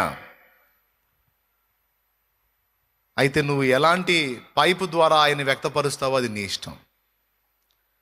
కొంతమంది అంగుళం సైజు, అరంగుళం సైజు పైపుల్లాగా దేవుణ్ణి వ్యక్తపరుస్తారు. కొంతమంది 2 అంగుళాల పైపులాగా వ్యక్తపరుస్తారు. కొంతమంది అడుగు పైపులాగా వ్యక్తపరుస్తారు. అలాంటి వాళ్ళు ఇంకా గొప్ప కార్యాలు సాధిస్తారు దేవుని కోసం. అడుగు పైపు నుంచి వాటర్ వస్తుందంటే ఇంకెంత ఫ్లోటింగ్ ఉంటుంది.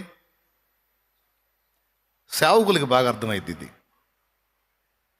మనలో ఉన్నటువంటి దేవుణ్ణి మనం వ్యక్తపరిచేటప్పుడు, ఆ విశ్వాసాన్ని, ఆయనను గూర్చిన విశ్వాసాన్ని వ్యక్తపరిచేటప్పుడు నువ్వు కొంచెంగా వ్యక్తపరిస్తే కొంచెమే పొందగలవు. నువ్వు విశ్వాసాన్ని విస్తారంగా వ్యక్తపరచగలిగితే ఆ స్థాయిలో పొందగలవు.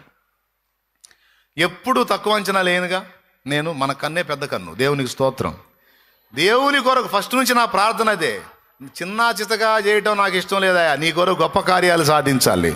నాకు పెద్ద కన్ను ఉంది. పెద్ద పని చేయాలి. నా దేవా, నీవు నాలో ఉన్నావు, బలవంతుడైన దేవుడు, గొప్ప కార్యాలు తలపెడతాను, నాకు విజయాన్ని ఇవ్వు. చాలా విషయాలు విశ్వాసపు సాహసాలే. దేవునికి మహిమ.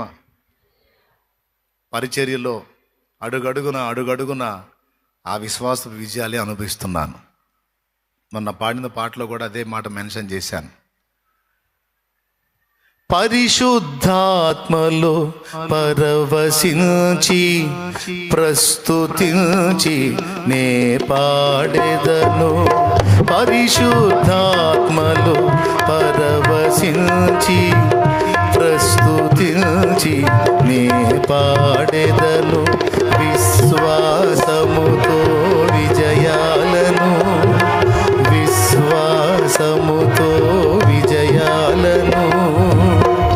నిత్యము నే పొందేదా, నీతోనే నిలిచెదా. నిత్యము నే పొందేదా, నీతోనే నిలిచెదా. సైన్యములకు అధిపతి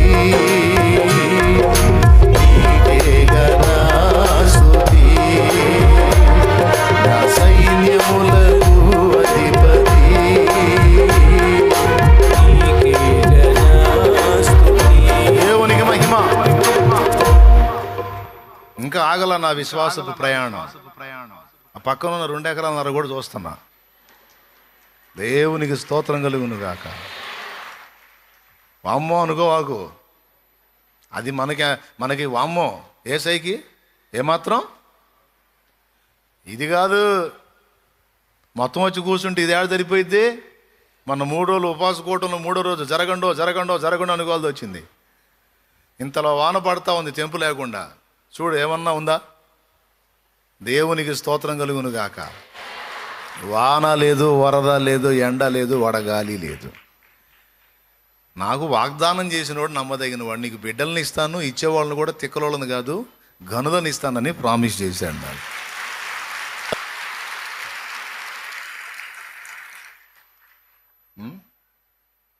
ఇవాళ వాన పడుతుంది, జనం పెద్దగా రారులే అనుకుంటారు వాళ్ళు. నేను నవ్వుకుంటా, సరే చూడండి అని. జనములను తోడుకొని వచ్చేవాడు ఆయన, నేనా? వాన వరద, వానలకి వరదలకి ఎండలకి అర్రెర్రే మొన్న అయితే వెచ్చటి వడ సెగదోల్తా చెమట్లు పడితే తుడుచుకుంటా కూడా కూర్చున్నారు, కానీ ఎగ్గొట్టారా? దేవునికి స్తోత్రం కలుగును గాక. జనములను తెచ్చువాడు ఆయన, కావలసినది ఇచ్చేవాడు ఆయన, అది కూడా మనకి ఇచ్చేవాడు. అది నేను సేవకులు కూడా అదే చెబుతా. ఎప్పుడు కూడా దరిద్రపు ఆలోచనలు చేయవాకండి. ఇది ఇంతే, ఎంతవరకే, నా బతుకు ఇంతే, ఇంతకు మించి చేయలేను అన్నావంటే నువ్వు దేవుణ్ణి సంఖ్యలు వేసేసినట్టే, బలవంతుడైన దేవునికి సంఖ్యలు వేసినట్టే. అరంగుళం పైపులు పెట్టి కూర్చోవాకండి, అంగుళం పైపులు పెట్టుకొని కూర్చోవాకండి. అడుగు, పెద్ద కన్ను ఉండాలి, పెద్ద చూపు చూడాలి, గొప్ప కార్యాలు. ఏం మన కోసం అయింది? ఆత్మల కోసం, దేవుని మహిమ కోసం ఎంతైనా విశ్వసించవచ్చో. బాయ్, నిన్ను నీవు శోధించి చూసుకో. అమ్మా, తల్లి, అబ్బాయి, శోధించి చూసుకో. విశ్వాసం ఏ పర్సంటేజ్లో ఉందో చూసుకో. అబ్రహాం లాగా నన్ను కూడా దీవించు, అబ్రహాం లాగా నన్ను కూడా దీవించు. అబ్రహాం కలిగి ఉన్న విశ్వాసం మామూలు విశ్వాసం కాదు. 25 ఏళ్ళు విశ్వాసం. ఆ ఇచ్చినోడిని కూడా 18 ఏళ్ళు పెంచితే తీసుకొచ్చి బలియమంటే ఆవంతం తీసుకొని పోయాడు. మామూలుడు, మహామొండోడు. తప్పకుండా నిన్ను కూడా అలాగే దీవిస్తాడు. కానీ ఆ స్థాయికి నువ్వు ఎదగాలి.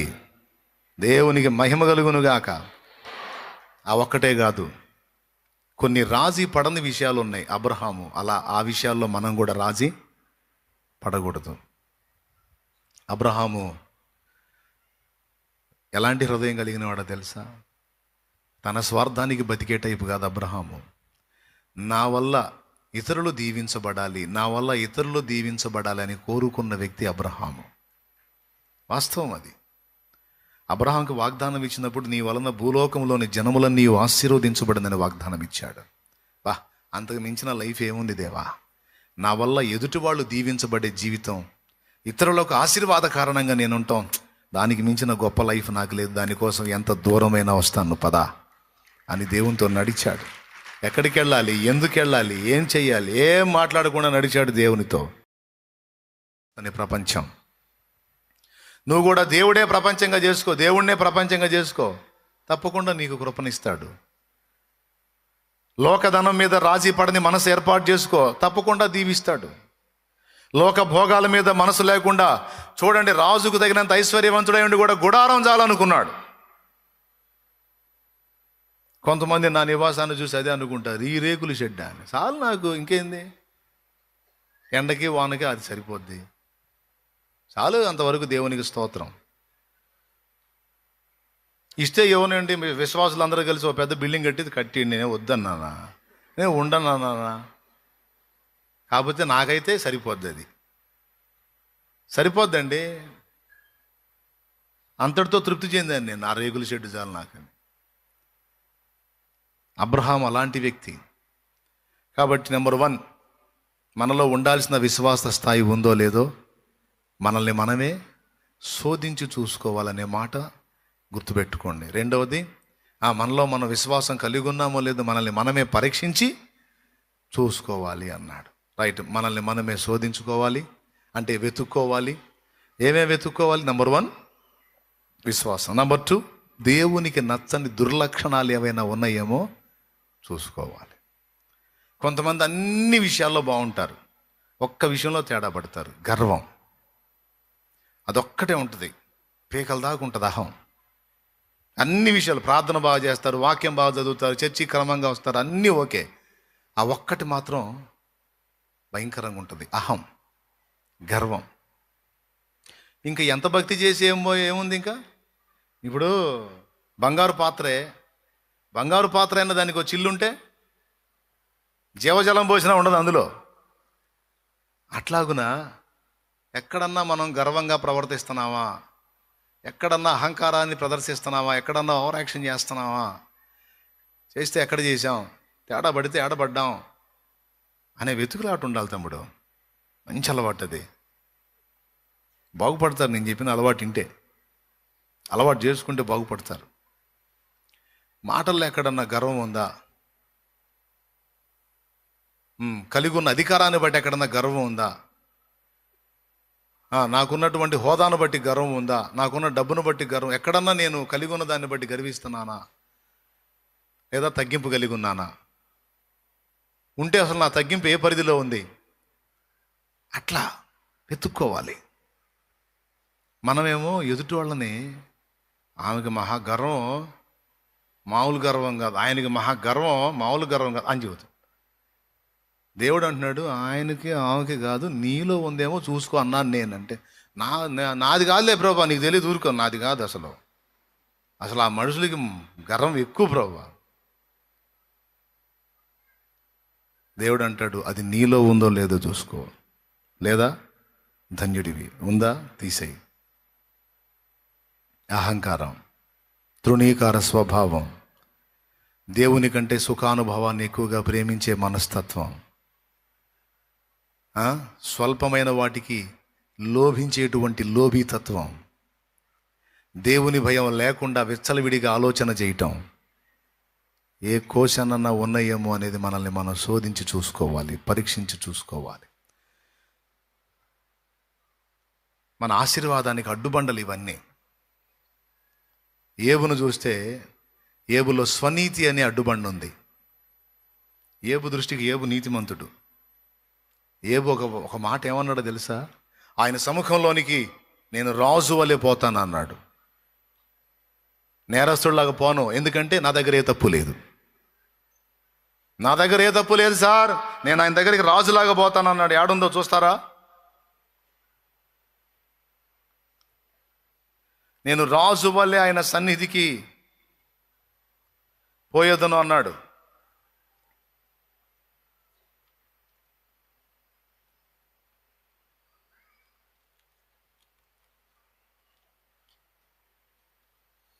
అంటే ఏబు దృష్టికి ఏబు ఎలా ఉన్నాడంటే, ఏ తప్పు లేదు నా దగ్గర, ఏ దోషము లేదు, నాలో ఏ పొరపాటు లేదు,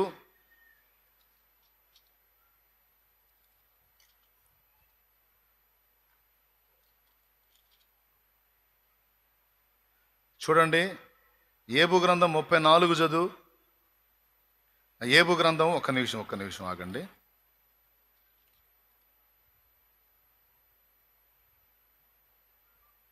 డైరెక్ట్గానే ఇక్కడ రాస్తుంది. ఏబు గ్రంథం 32వ అధ్యాయము 1వ వచనం చదువు.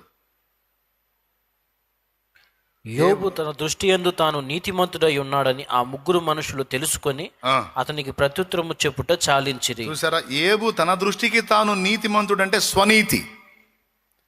ఈ స్వనీతి అనేది పెద్ద అడ్డుబండ. ఏబును రెండంతలుగా ఆశీర్వదించాలని దేవుడు కోరుకున్నాడు, కానీ స్వనీతి అనేది ఒక అడ్డుబండగా ఉంది. దాన్ని కూర్చిన అహం ఏబులో ఏర్పడింది. చూడండి 31వ అధ్యాయం 37వ వచనం.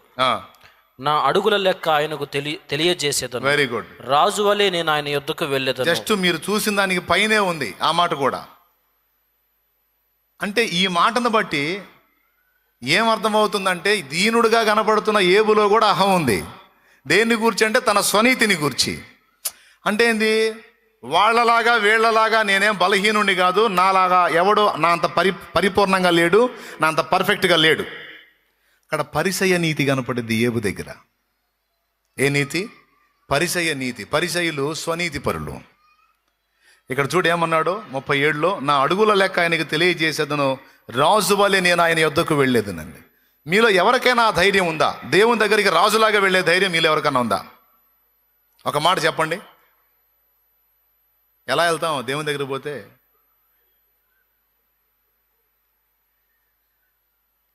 జడ్జి ముందుకు పోయినప్పుడు ఒకసారి కోర్టుకి వెళ్ళాను నేను లోపలికి వెళ్ళడానికి ముందు నేను వెళ్ళేటప్పుడే ఎవరి మీద అయితే నేరం మోపబడిందో వాళ్ళు లోపలికి వెళ్ళేటప్పుడు ఎట్లా వెళ్తున్నారు తెలుసా? ఆ జడ్జి ముందుకు వెళ్ళేటప్పుడు ఈ గోడలో ఈ చెవుల దాకా వచ్చినాయి. నిజంగా అండి, ఈ గోడలు చెవుల దాకా వచ్చి అంత భయంగా వాళ్ళు లోపలికి వెళ్ళి నిలబడ్డారు. ఎందుకు? వారి మీద నేరం మోపబడింది. నేరస్తులు వాళ్ళు నేరస్తులుగా పరిగణించబడ్డారు కనుక అంత భయంగా న్యాయమూర్తి ముందుకి వాళ్ళు వెళ్ళారు. ఏమంటాడు? రాజులాగా పోతాను నేను దేవుని ముందుకంటాడు. కొంతమందిని కదిలిస్తే ఎవరు? నా దగ్గర నేను తేడానా? రుజువు చేస్తావా? నాలాంటోడు ఈ ఊర్లోనే లేడు, ఏం మాట్లాడుతున్నావు అని ఎత్తులు పడేవాళ్ళు ఉన్నారు. నేను అంటున్నాను, అలా ఓవర్ యాక్షన్ చేస్తే దేవుడికి నచ్చదు. నేను అంత పర్ఫెక్ట్, నేను ఇంత పర్ఫెక్ట్ అని దేవుని ముందు మాట్లాడితే దేవుడికి నచ్చదు. దేవుని ముందుకు వెళ్ళినప్పుడు మన రంధ్రాలన్నీ దేవుడికి తెలుసు. స్తోత్రం. మన రంధ్రాలన్నీ దేవుడికి. సో ఆయన ముందుకు పోయినప్పుడు దీనులమైపోవాలి. కానీ ఇక్కడ ఏమని మాట్లాడాడు? రాజులాగా పోతాను నేను అన్నాడు. ఎందుకు? ఏందంత బిర్రు ఏందంటే నా దగ్గర ఏ తప్పు లేదని ఫీలింగు. చివరికి ఇదే ఏబు చేత దేవుడు ఒప్పిస్తే ఏమన్నాడో తెలుసా? ఏబు గ్రంథము 42వ అధ్యాయం ఒకసారి తీసుకోండి, చూడండి 5వ వచనం నుంచి చదువు. వినికిడి చేత నిన్ను గూర్చిన వార్త నేను వింటిని, అయితే ఇప్పుడు నేను కన్నులారా నిన్ను చూచుచున్నాను. కావున నన్ను నేను అసహ్యించుకొని ధూళిలోను బూడిదలోను పడి పశ్చాత్తాపడుచున్నాను. అది సంగతి. రాజులాగా పోయేవాడు పశ్చాత్తాపడటం ఏంటి? అర్థమైపోయింది. చూపించాడు. ఏబు బతికేందో ఏబుకి చూపించాడు. ఏబును గూర్చి స్నేహితులు ఏమనుకున్నారు? తన దృష్టికి తానే నీతిమంతుడు, అంటే స్వనీతి పరుడు. తన యొక్క నీతి కార్యాలను గురించి, తన యొక్క మంచి కార్యాలను గురించి ఏబుకి ఓవర్ కాన్ఫిడెన్స్ ఉంది. నేను అంత మంచోడిని, నేను ఇంత మంచోడిని. నువ్వు ఎంత మంచోడివైనా దేవుని ముందుకు పోయినప్పుడు రాజులాగా కాదు, మనం దీనులుగా దేవుని ముందుకు వెళ్ళాలి. ఎందుకంటే అహంకారులను ఎదిరించి దీనులకు కృప చూపే దేవుడని ఆయనకు పేరు. దేవునికి స్తోత్రం కలుగును గాక. గట్టిగా చెప్పు. అహంకారులను ఎదిరించి దీనులకు కృప చూపే దేవుడని ఆయనకు పేరు. కాబట్టి మనం ఆశీర్వదించబడినట్లు మనలో ఇలాంటి ఏవైనా ఉన్నాయేమో చూసుకోవాలి. వాటన్నిటిని తొలగించి ఆ తరువాత రెండంతలుగా దేవుడు ఏబును ఆశీర్వదించాడని రాస్తుంది ఆ కింది వచనాల్లో. కాబట్టి దేవా నన్ను దీవించు, నన్ను ఆశీర్వదించు, నన్ను వారి వలనే వీరి వలనే వర్ధిల్ల చేయి, వారిలాగా వీరిలాగా వాడుకో అని ఒకవేళ ఇతరులతో పోల్చినప్పుడు దేవుడు అంటున్నాడు, వారి వలె వీరి వలె నువ్వు ఉన్నావా, అది నిన్ను నువ్వే శోధించి చూసుకో అని దేవుడు మాట్లాడుతున్నాడు. సో మనల్ని దేవుడు ఆశీర్వదించడానికి నంబర్ 1 విశ్వాసం అయితే, నంబర్ 2 మనలో దేవుడు అభ్యంతరపడేటువంటి దుర్లక్షణాలు ఏమైనా ఉన్నాయేమని మనల్ని మనం శోధించి చూసుకోవాలి. ఒకవేళ అలా శోధించి చూసుకొని, పరీక్షించి చూసుకొని మనం క్లియర్గా ఉంటే ఇక డౌటే లేదు, దేవుని బలమైన బాహు నిత్యం మనకు తోడై ఉండి నడిపిస్తాడు. నీకు నీవే ఆశీర్వాదం కాదు, ఇతరులకు కూడా ఆశీర్వాద కారణంగా ఆయన నిన్ను మార్చగలడు. ఇది నేను అనుభవించకుండా చెప్పానా, అనుభవించి చెప్తున్నానా?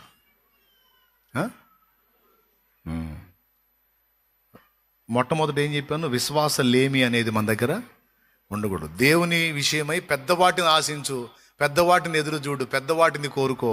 దేవుడు పెద్ద కార్యాలే చేస్తాడు. ఆయన చేయి పెద్దది. ఆమెన్. రెండవది, నీలోనికి నువ్వు పరిశీలించుకో, నిన్ను నువ్వు శోధించుకో, కానీ ఎదుటి వాళ్ళని వెతకవాకు. ఒకవేళ ఏదన్నా తేడా పడ్డా కూడా ఎదుటి వాళ్ళని నేరస్తులు అనవాకు. అయితే నేనే తేడా అయి ఉంటాలే అనే మనసుని కలిగి ఉండు. అది ఒక మంచి లక్షణం అని చెబుతున్నాను. మూడవది గర్వం లేకుండా జాగ్రత్త పడు.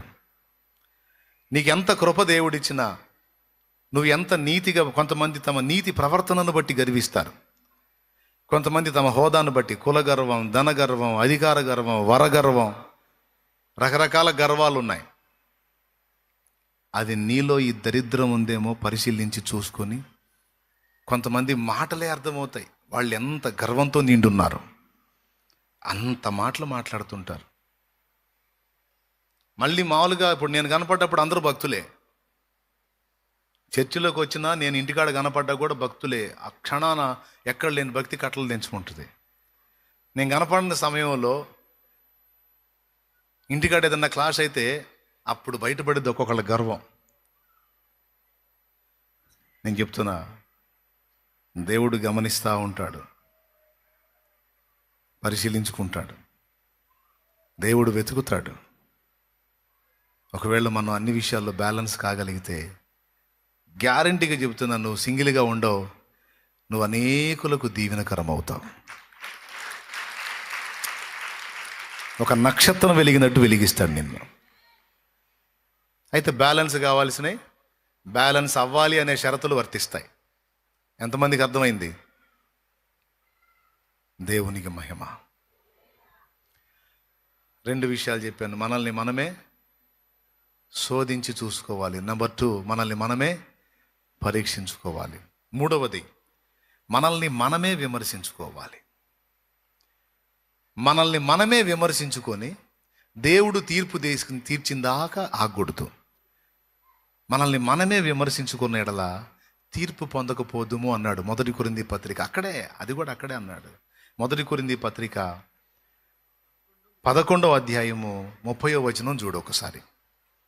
ఇందువల్లనే మీలో అనేకులు బలహీనులు రోగులనై ఉన్నారు, చాలా మంది నిద్రించుచున్నారు. అయితే మనలను మనమే విమర్శించుకుని ఎడల తీర్పు పొందకపోదుము. ఆ మాట చూడండి. ఆ మాట ఎప్పుడన్నా ఆలోచించారా? దేవుడు నిన్ను తీర్పు తీర్చకుండా తప్పించుకోవాలని ఎంతమందికి ఆశ ఉంది? దేవుని తీర్పులో పడకుండా తప్పించుకోవాలని ఎంతమందికి ఆశ ఉంది? నాకైతే సమృద్ధిగా 2 చేతులు ఎత్తి చెప్తున్నాను. దేవుని తీర్పును తప్పించుకోవాలి, దేవుని తీర్పులో పడకుండా తప్పించుకోవాలని ఆశ మీ అందరికీ ఉంది. ఉందా లేదా? నిజంగా ఉంటే మరి సగం చేతులు ఎత్తేరింది.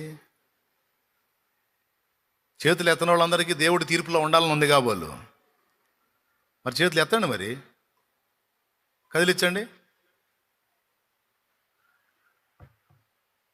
Right, thank you. మీ అందరికీ దేవుడి తీర్పు తప్పించుకోవాలని ఉంది. అయితే ఇక్కడ చెప్తున్నాడు, నేను నిన్ను తీర్పు తీర్చకుండా ఉండాలి అంటే నీకు నువ్వే తీర్పు తీర్చుకోమన్నాడు. నిన్ను నువ్వే విమర్శించుకో, శోధించుకో, పరీక్షించుకో. 3వది, నిన్ను నీవే విమర్శించుకో. ఇది కూడా అలవాటు చేసుకున్నా. ఇవన్నీ ఇక్కడ సాధన ప్రాక్టీస్ చేశాం, అందుకే చెబుతున్నాం. స్తోత్రం. దావీదు లైఫ్ మీలో ఎంతమందికి తెలుసు? కొంతమందికి తెలుసు, బాగా చదివి ఉన్నారు, కొంతమందికి తెలియదు. తనను తాను విమర్శించుకోవటం, తనకు తాను తీర్పు తీర్చుకోవటం అనేది దావీదు లైఫ్లో చూడొచ్చు. దావీదు బత్షెబాతో పాపం చేసి ఊరియాని చంపించినప్పుడు నాతాను వచ్చి శాపవచనాలు చెబుతాడు. తర్వాత శాపం స్టార్ట్ అయ్యి దావీదు సొంత కొడుకే అబ్షాలోము దావీదును తరుముతాడు దుర్మార్గం చేసి. అప్పుడు దావీదు సింహాసన భ్రష్టుడు అయ్యాడన్న సంగతి తెలుసుకొని, కొండలకేసి పారిపోతున్నాడన్న సంగతి తెలుసుకొని షిమి అనేవాడు వస్తాడు.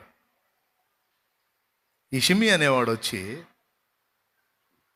దావీదు మీద దుమ్మెత్తి పోస్తుంటాడు. ఛీ పో అని దావీదుని తిడుతుంటాడు.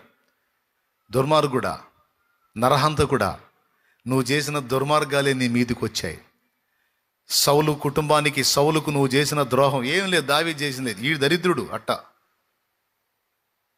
చూడండి, బాధలు వచ్చి కష్టాలు వచ్చి మనం బాధపడుతుంటే కొంతమంది ఇట్ట తయారయ్యి మాట్లాడే వాళ్ళు ఉంటారు. అందుకే వచ్చింది, ఇందుకే వచ్చింది, అప్పుడు అలా చేసావు అందుకు వచ్చింది, ఇప్పుడు ఇలా చేసావు ఇందుకు వచ్చిందని, అందుకు వచ్చింది ఇందుకు వచ్చిందని పక్కన చేరే సోదోళ్ళు ఉంటారు. సోదోళ్ళు కారణాలు అవి కాదు అసలు, కానీ ఈ కారణాలు అన్నట్టు మాట్లాడే వాళ్ళు కొంతమంది ఉంటారు. నేను చెప్తున్నాను ఒక మాట. దావీదు నిజంగా సౌలును బాధ పెట్టినందుకు సింహాసనాన్ని కోల్పోయాడా? కాదు. దావీదు ఊరియాని చంపించినందుకు ఆ గతి పట్టాడు. ఈ దరిద్రుడు వచ్చి అంటాడు, షిమి అభిషిక్తుడైన దావీదును పట్టుకొని చీ పో దుర్మార్గుడా అని ఎట్ట పడితే అట్ట మాట్లాడతాడు దావీదుని. మళ్ళీ ఎట్లా? దుమ్మెత్తి పోస్తా. లోయలో గుండా దావీదు పోతా ఉంటే లోయ ఒడ్డు మీద నడుస్తా వీడు అన్ని మాటలు మాట్లాడతాడు. సెరూయా కుమారులు దగ్గరికి వస్తారు, యోవాబు, అబీషై, ఇద్దరు మేనల్లుళ్ళు మరియు సైన్యాధిపతులు దగ్గరికి వచ్చి, రాజువైన నిన్ను చచ్చిన కుక్క వంటి వాడైన ఆ మనుషుడు అంత మాటలు మాట్లాడుతుంటే వింట దాటిపోవటం నీకు ఇష్టంగా ఉందేమో కానీ మాకైతే చాలా బాధగా ఉంది.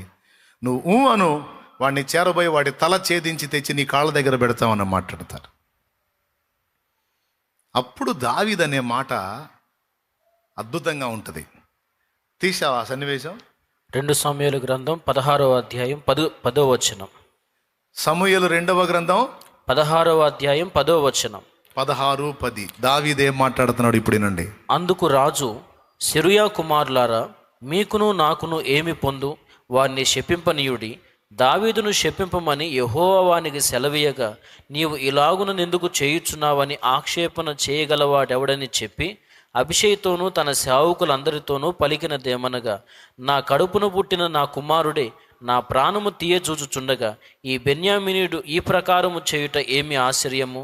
వాని జోలి వాని జోలి మానుడి, యెహోవా వానికి సెలవిచ్చి ఉన్నాడు గనుక వారిని శపింపనీయుడి. అబ్బా. యెహోవా నా శ్రమను లక్ష్యపెట్టునేమో, వాడు పలికిన శాపమునకు బదులుగా యెహోవా నాకు మేలు చేయునేమో. దేవునికి మహిమ. ఏం మాటలు మాట్లాడాడండి. అంటే తన్ను తాను విమర్శించుకున్నాడు. యెహోవా వానికి సెలవిచ్చున్నాడు అని మాట్లాడాడు. ఎందుకు సెలవిచ్చాడో కూడా దావీదుకు తెలుసు. ఎందుకంటే దావీదు చేసిన పని మంచిగా లేదు. సో తనను తాను విమర్శించుకున్నాడు. రే అభిషే, నేను దావీదుకు సహాయం చేయటానికి దావీదు ఎవడో అని ఒక మాట అన్నందుకు నాబాల్ అనేవాడు తెల్లారేటప్పటికి చచ్చాడురా. నన్నొక్క మాట అన్నందుకు అంత కోపాన్ని చూపించాడురా నా దేవుడు. ఒక్క మాట నన్ను అన్నందుకు అంతగా నన్ను ప్రేమించే నా దేవుడు ఈరోజు ఈ పరిస్థితికి నన్ను ఎందుకు అప్పచెప్పాడురా? ఆయన అన్యాయస్తుడంట్రా? కాదు. దావీదు ప్రార్థన చేస్తాడు. ఏమన్నా తెలుసా? దేవా, తీర్పు తీర్చున్నప్పుడు నీవు నిర్మలుడుగా కనపడతావు. ఏదన్నా ఉంటే నాలో ఉంటుంది, కానీ నీ తీర్పులో ఏ తప్పు ఉండదయ్యా, నువ్వు సంపూర్ణ న్యాయవంతుడు అని ఏడుస్తాడు. ఇక్కడ దావీదు స్వీయ విమర్శ చూడండి. నేను చేసిన పనులు బాగలేవురా. ఎంతమందికి ఉంటుంది ఆ మనసు? నా కర్మ అలా గాలింది, నా దరిద్రం అలా పట్టింది, నాకు అట్టయింది ఇట్టయింది అనలా. దావీదు ఫీలింగ్ ఏంటో తెలుసా? నేను చేసినవి బాగలేవురా,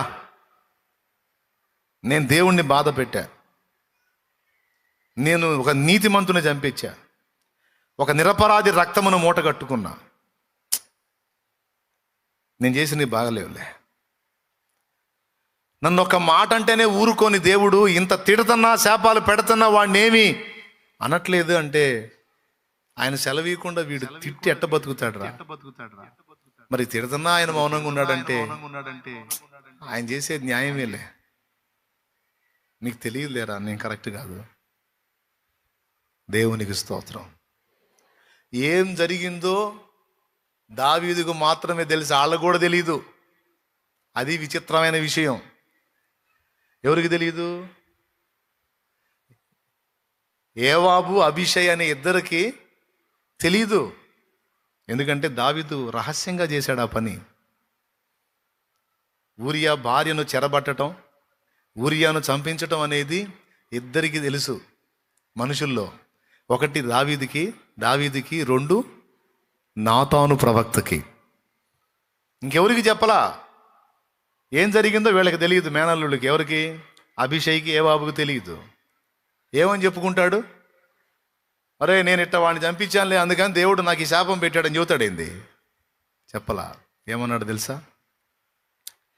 దావీదును శపించమని దేవుడు వానికి సెలవిచ్చాడు, వదిలేసేయండి రా.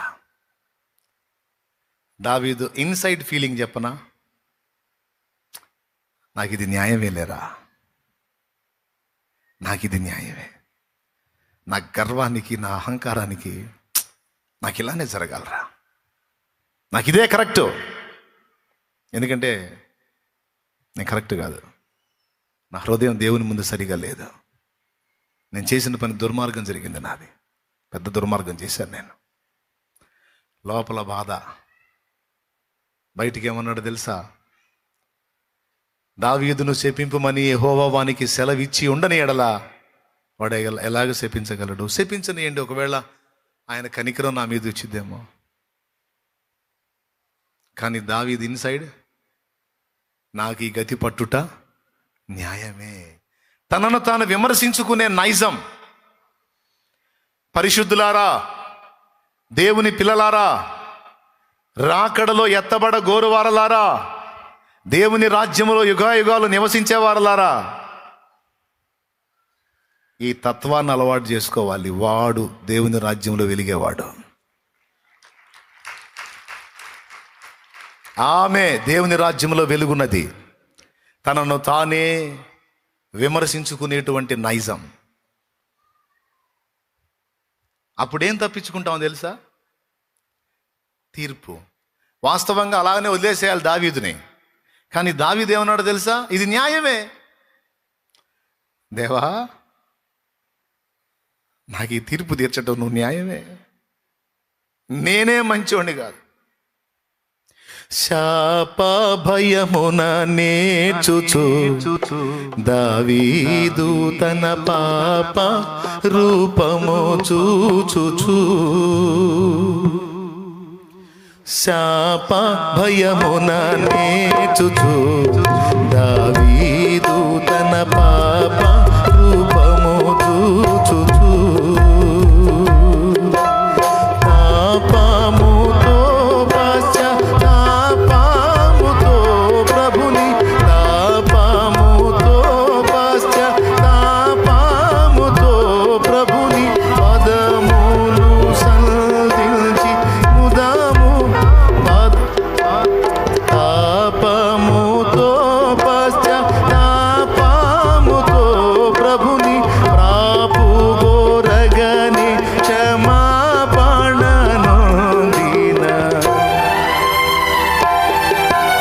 కరుణాపీఠము చేరలే దేవుని కృప చరణాస్థలిని చేరలే.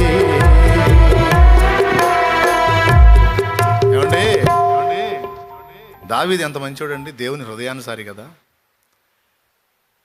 అలాంటి వాడు ఇంత పని చేసి ఆ చేసిన పని గుర్తు చేసుకున్నప్పుడల్లా గుండె పగిలిపోతుంది. నేనేనా ఇలా చేసింది, నేనేనా ఇలా ప్రవర్తించింది. తన పాప రూపం చూసి అదురుపోయాడు. ఇంకెట్లా చేతికి వస్తాను నేను, అయిపోయింది. సౌలేనయం నాకంటే అంత నీచుండైపోయాను నేను. దేవా తేడాపడ్డాను. ఇక నువ్వు ఏ తీర్పు తీర్చినా దాన్ని అనుభవించాల్సిందే నేను. తనను తానే విమర్శించుకునేటువంటి తత్వం.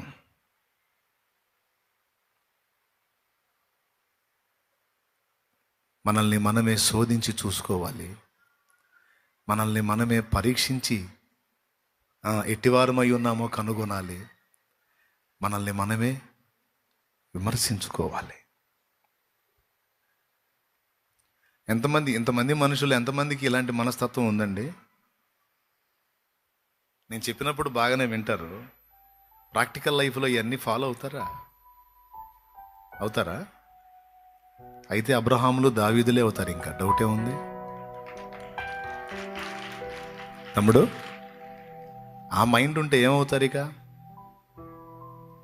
దేవుని ముందు కూర్చొని ఎంత ఏడ్చాడో దావీదు. దేవా నువ్వేం చేసిందని న్యాయమే, నాకు తీర్పు తీర్చు. నా గర్వం నన్ను ఈ పని చేసింది, నా మూర్ఖత్వం, నా దురాశ నన్ను ఈ పని చేసింది. నేను ఒప్పుకుంటున్నాను దేవా, నువ్వు నన్ను నువ్వు తప్పు చేసావని తీర్పు తీర్చిందా కదా, ఒప్పుకుంటున్నాను.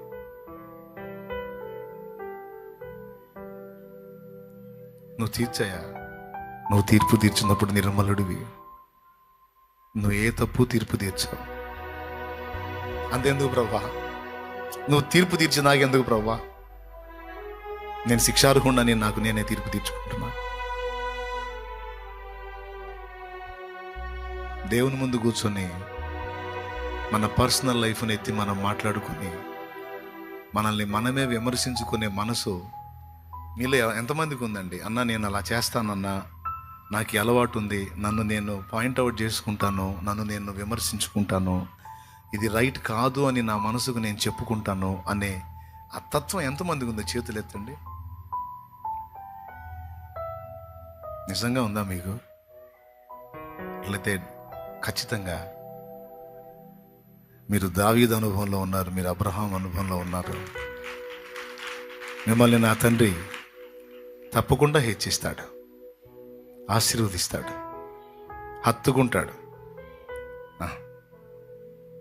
నీ కన్నబిడ్డ నీ ఎదుటికి వచ్చి ఆమె తప్పును ఆమె ఒప్పుకొని నేను శిక్షార్హురాలిని అని అన్నప్పుడు నువ్వేం కొడతావు?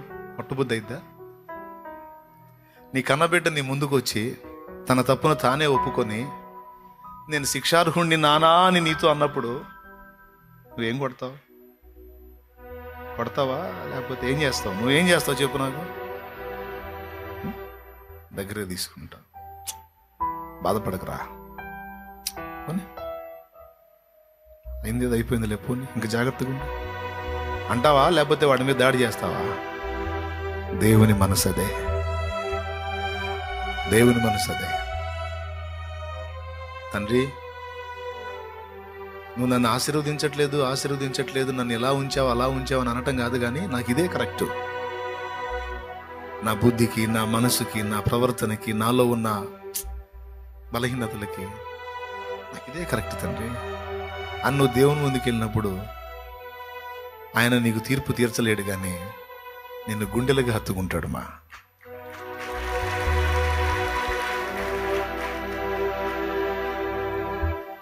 తనని తాను కవర్ చేసుకోవడానికి ఎదుటి వాళ్ళని విమర్శించే వాళ్ళని చూశాను నా కుమారి.